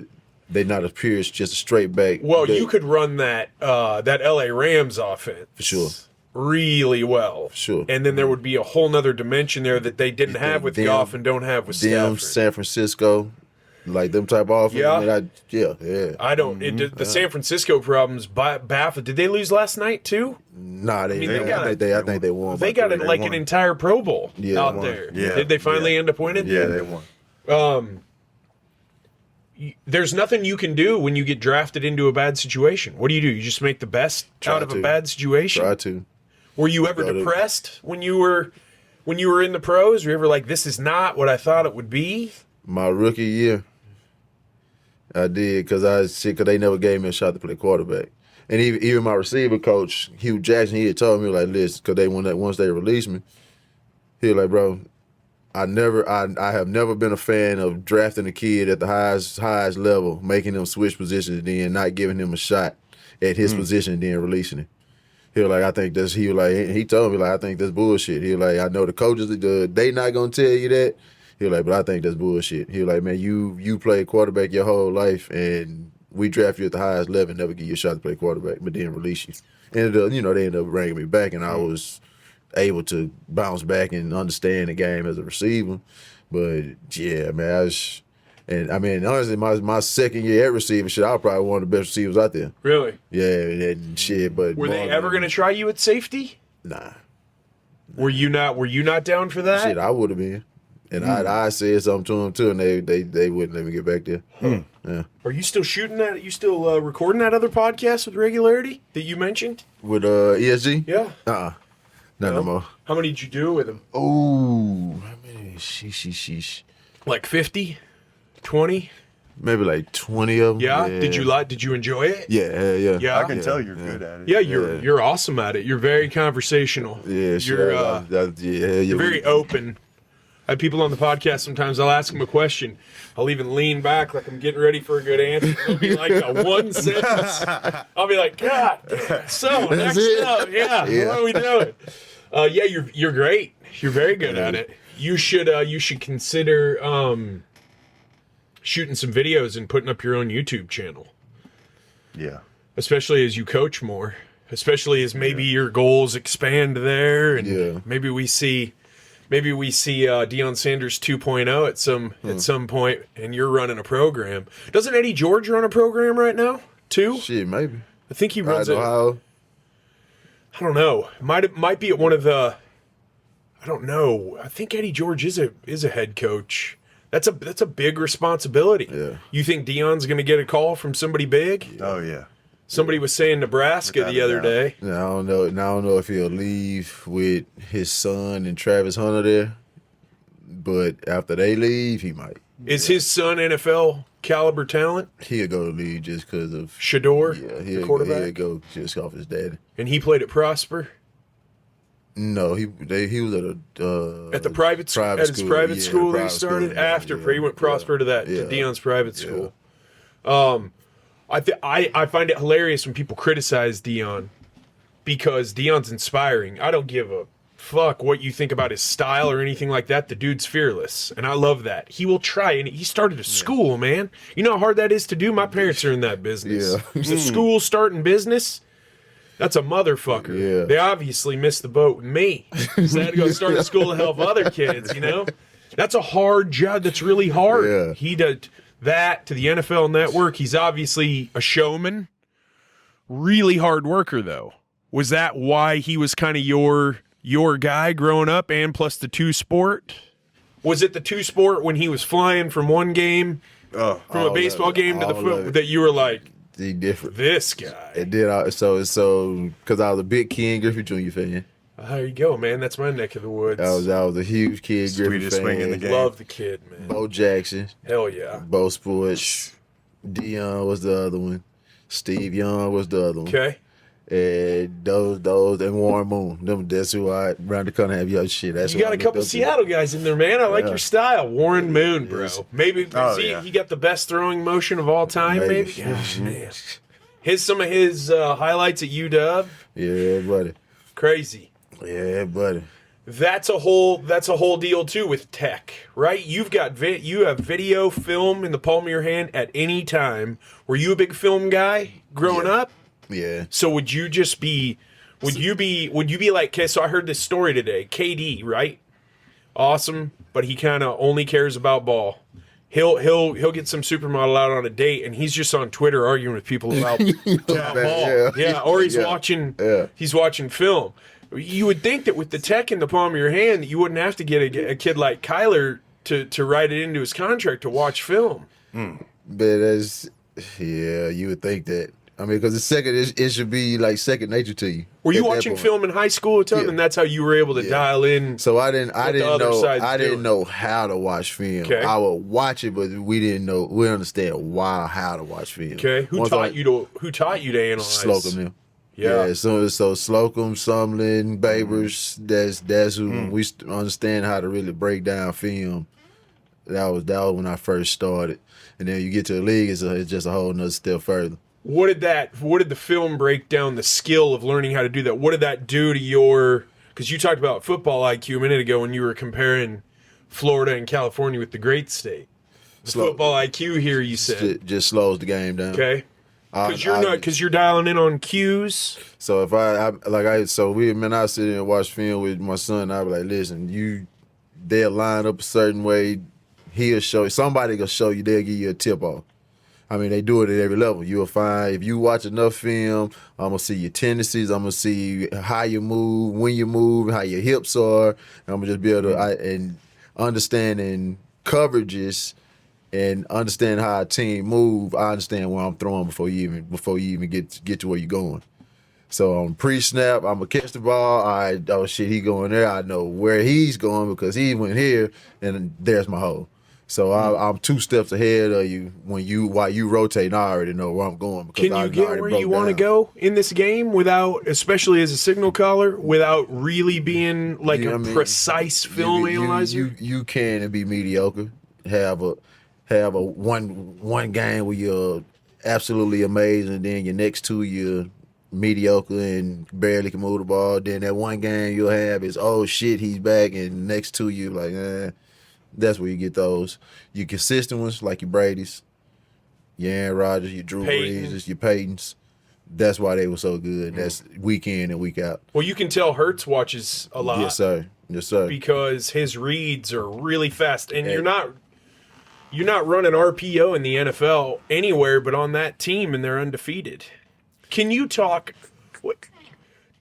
Real quick, and just on that point about like looking at players' tendencies, something that you said to me that pointed out was Reggie would actually use that information to throw the defense off.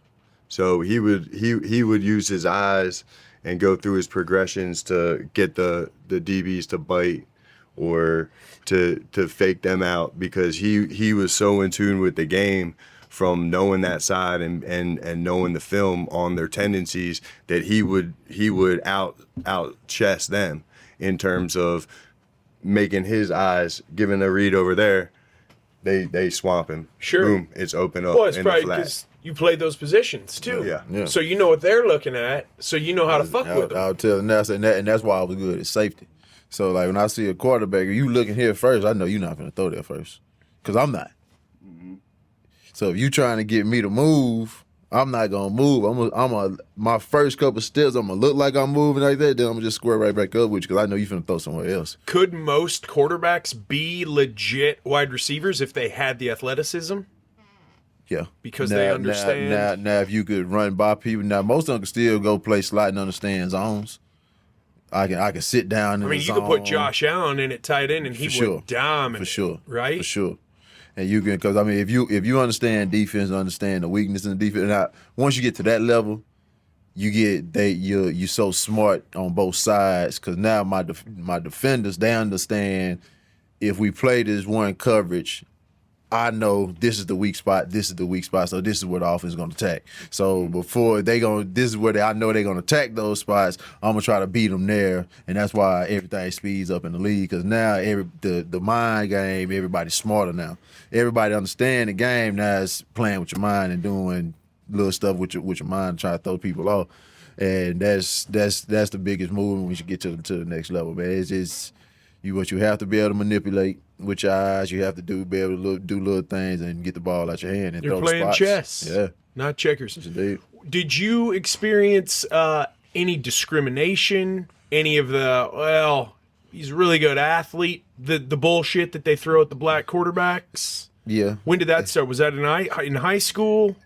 Did you get any of that? And that couldn't have been too bad there because you're just running everybody off the field. Yeah. So I mean, A&M's great, but there's a little good old boy. I didn't really Talk get. about that candidly. I didn't really get it until getting ready to go to the league. Okay. Like nobody, not at A&M. Nobody. So is the NFL racist?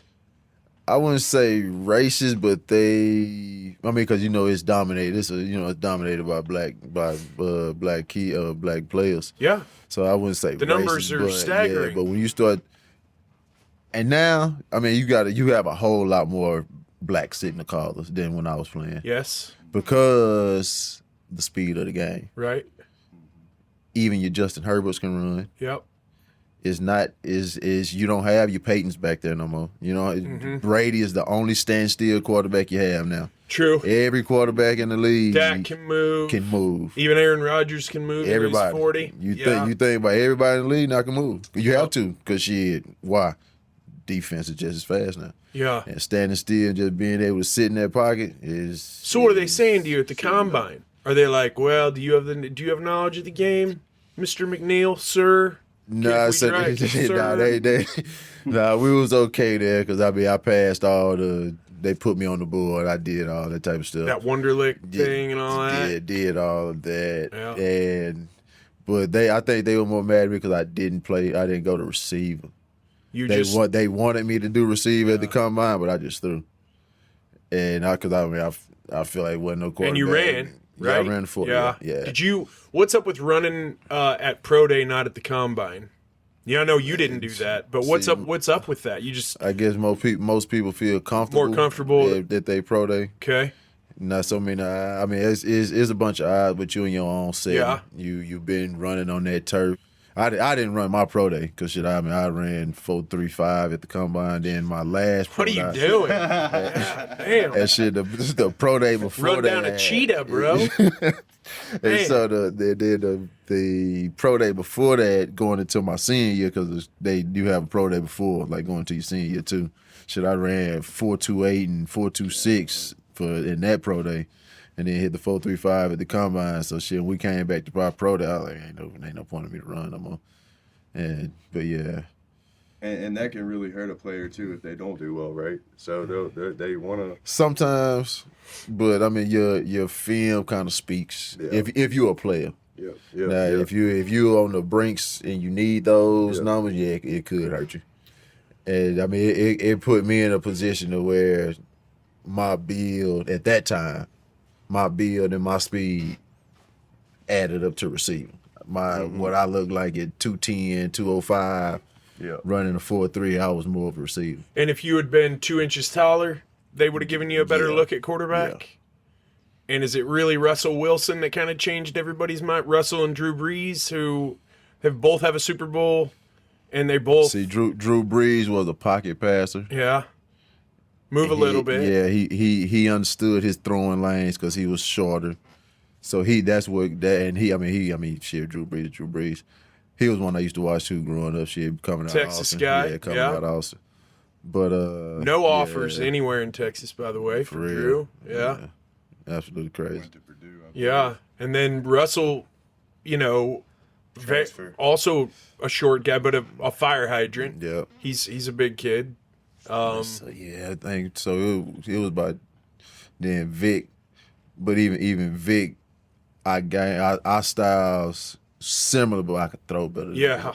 I mean, I was a little better passer. Yeah. And I mean, for my situation, it was shit. I think it was something that they haven't seen before. Like, Sure. I was a little bit before my time. Mm-hmm. Like, Yeah, it's like new technology, though. yeah, Like, if they would have embraced it, Yeah. maybe they wouldn't even known this secret weapon they would have had on their hands. The read option. I think we did one read option play when I was in Cincinnati, and I got some, you know what I'm saying, made a good play out of it. But shit, they didn't know. Then I don't think nobody understood how to use a quarterback of my size. Back to that question. It's an uncomfortable question, but is the NFL racist? The Rooney Rule. This Brian Flores, he's got a case. They've got a bunch of people signed on to it. I actually think who's your position coach at the Bengals? Who was Hugh's part of that, I think. What the Saying there's discrimination in terms of coaching hires and things like that. I do. Because I mean, yeah. And I love Jess Saturday. I think because he's a player, and I think him getting that coaching job at Indy is validated because the man played, I don't know, 15 years in the league. So when you give somebody a position like that that's played, I can understand it. But when you have all these black coaches that's available and you just go and pick somebody that's not even solidified or that's not even qualified for the job over or even giving them a shot, I think it goes to the good old boy, and I want to keep my people in house instead of giving a minority a shot. And on the other side, man, shit, some of our people get in there and just totally fuck off. So and then it ruined us for the rest of them. Right. And I mean, because you see it, shit, they do some ignorant shit, and you like, damn, this is why we can't get the jobs. And so it goes both sides, man. But racist, not sure. You might can call it racist, but is it some good old boy shit? Yeah. Yeah, there's a club there. Yeah, for sure. They want people to look a certain way. Yeah, for sure. One thing, just on the race note, just to point out about Reggie, is the fact that he takes a lot of pride in being a black quarterback at Texas A&M. That's something that we've discussed and something that he really takes a lot of pride in from the standpoint of what he was able to do at that position, at the organization, and he was a true trendsetter. He knows a lot of former A&M players, and that's just something that we're really, really proud of Reggie about. Yeah, it's awesome, man. I mean, I think it's also cool that you didn't feel that cold shoulder or that discrimination. I think that's really good to hear. It's really good to hear. Man, I was very well taken care of them. Shit, they took care and looked after me, and shit, I built some of the greatest bonds there. Yeah. And shit, on and off the field. So what's going on now has got to be just ripping your guts out. Yeah. You talking about the program? Does do all y'all give each other shit? Like the LSU guys are giving you shit, and then when you beat Alabama one year, you're giving them shit. See, I didn't have to play Alabama when I was growing, so when I was out, so but LSU, yeah. So we are. I got a couple of my homeboys that's kind of on my head right now about us being 3-7. Yeah. But well, I mean, tough times create, tough people. Yeah. Tough people create easy times. Easy times create soft people. The adversity that you've gone through in your life, maybe things not panning out the way you wanted. I think a lot of times we learn more from that than we do from the wins, the home runs. The losses, they suck, but they teach us more. No doubt. When success wasn't just arriving at your doorstep and things got tough, what did your ability to hang in there and through that adversity, what did that teach you about who you are, like, as a man, not just as a football player, but as Reggie McNeal, the human man. I'm a resilient motherfucker, There you man. It's just, you ain't gonna break nothing here. And until the Lord take my breath away, I ain't gonna stop. That's just I've always been that way, and shit. I know it's ups and downs, it's adversity every which way you go, and the way you deal with everything, the way you handle those situations. That to me, that's what says who you are. And shit, if you let situations fold you in half, then shit, that's who you are. And shit, I've never been that person, never will be. So shit, the resiliency part of it, it'll never go nowhere. That's awesome. Yes, sir. What is becoming a father? How's that changed you? What's that taught you about who you are as a man as well? Life is bigger than me. Shit is way bigger than me, man. 90% of the moves I make is for my kids.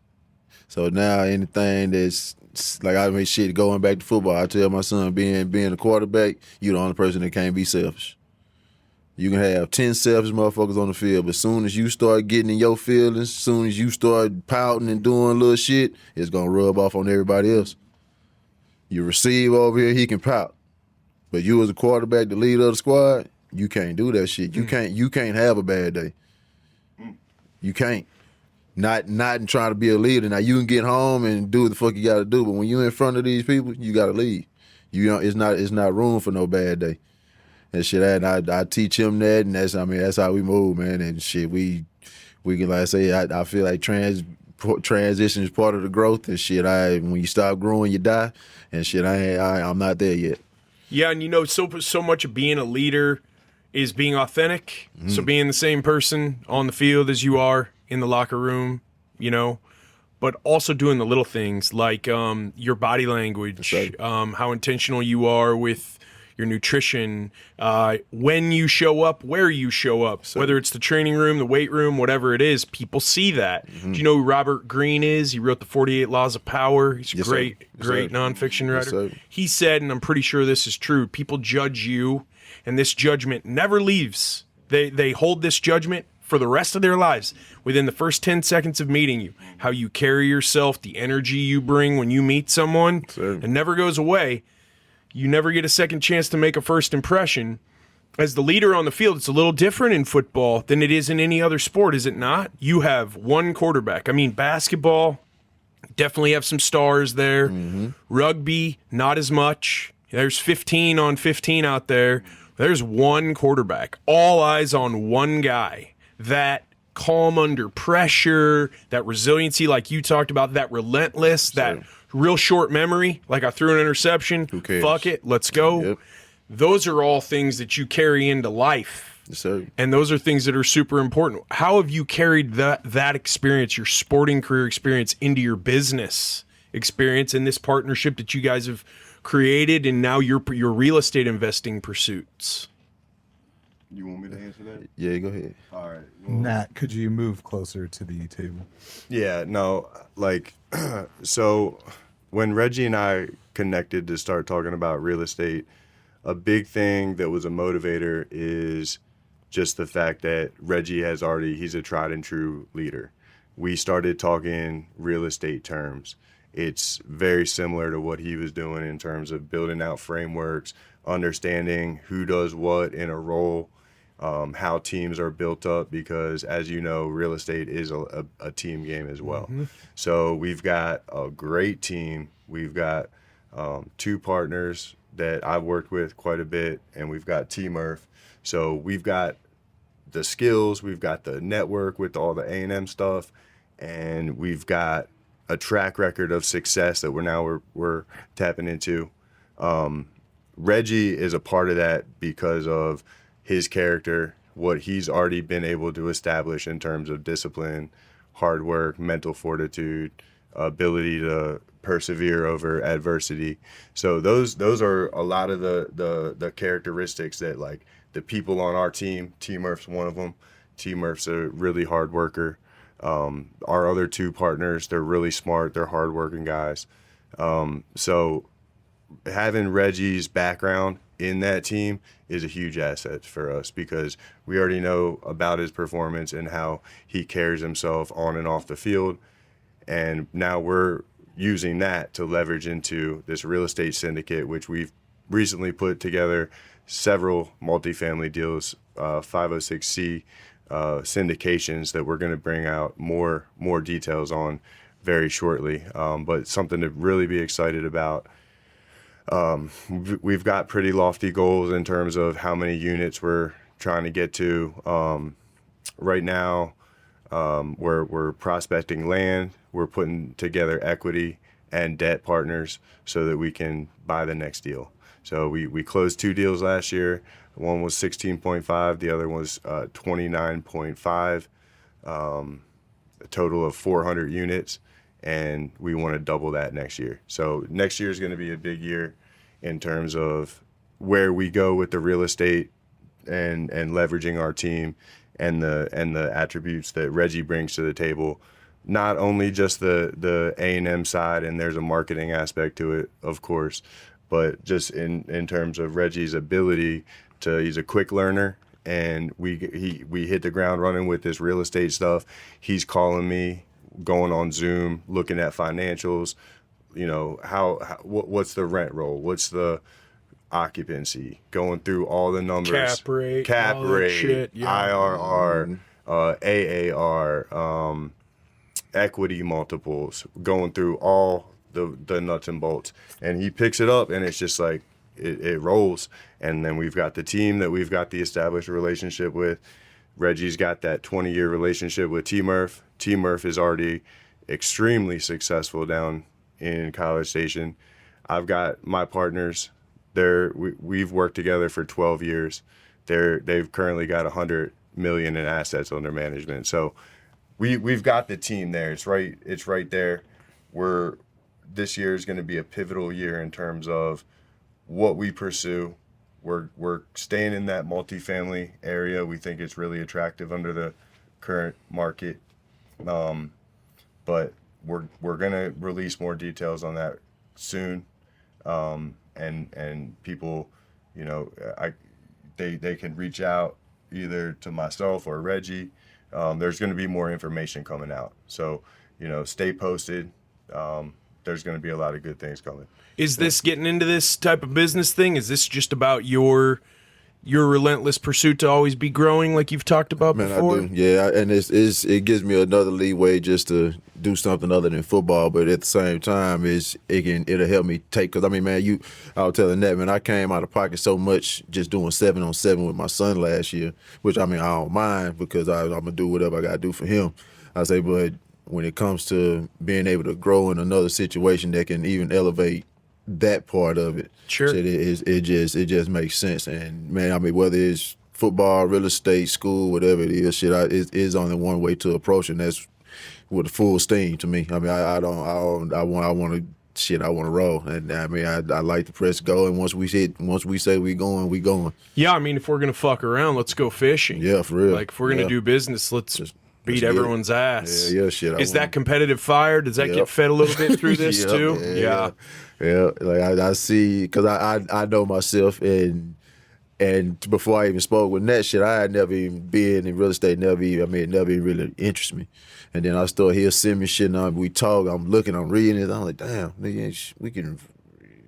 Shit, yeah. Why not transition? Be great at this too. I different avenues. I've many different ways, many different avenues. And shit, man. And I'm all in for it. We got Nat say, we got a hell of a team. We got people that's backing us. We'll sit down and speak with General Welch down at A&M in the next couple of weeks. Met with his son. Sat down with him last night. So everything we're doing is going in the right direction and shit. One, we got a good group. Two, and shit, everybody's mind is in the right situation. We don't have no egos. We don't have nobody that's too trying to be greedy and no assholes about stuff. Everybody on the same page. We got it on paper now. We finna put this plan to work. That's awesome. Yes, sir. Is it a challenge to stay dialed in on stuff like that? That's all numbers and statistics and stuff like that, or is it interesting? It's to you? interesting. Like I said, the competitive side. Hey, money, man. Yeah, Shit's interesting. That competitive side. So I'm like, damn, I even got my son looking at it. Make sure. Really? Yeah, hell yeah. Shit, he sit there and look at it with me. This is because what we doing, shit, with football or not, he's gonna. I want him. If we still doing it, shit, he gonna roll right in with me. So if your son gets recruited by Miami, I don't think you're going to be able to walk in there and say anything, and they're not going to tell you the same shit that they told your dad, though. Yeah, for real. What are you going to do? Shit, he's a big Ohio State guy. Oh yeah, he loves Ohio State. A lot of Texas kids go to Ohio State. Man. Yeah, so he's a huge Ohio State fan. But he knows how cold it is up there now, right? You know, he was born out there. Okay. So when I was playing in Cincinnati, he was born. Cincy, His first couple of years, he was out there in the cold and in New Jersey a little bit too. Yeah. That's where his mom from. And so he's not too he's okay with the cold. Yeah. Yeah, but shit, I'm not. Are you as you coach him, get him prepped up and ready to go? Are you looking, because I know you've helped with recruiting efforts and things like that too? Are you always got your head on a swivel? Like, hey, who's doing what? You've got a real good finger on the pulse of at least the Houston high school scene, or do you have who's got ballers everywhere across the state? Man, I pretty much know who got ballers. Yeah, for the most part. I mean, like you say, I keep up with a lot of it on social media too, so it's easy. But yeah, I pretty much I keep up with a lot of them. Could you see yourself at the D1 college level, like running a recruiting program, or would you prefer to be a position coach, then a coordinator, then a head coach?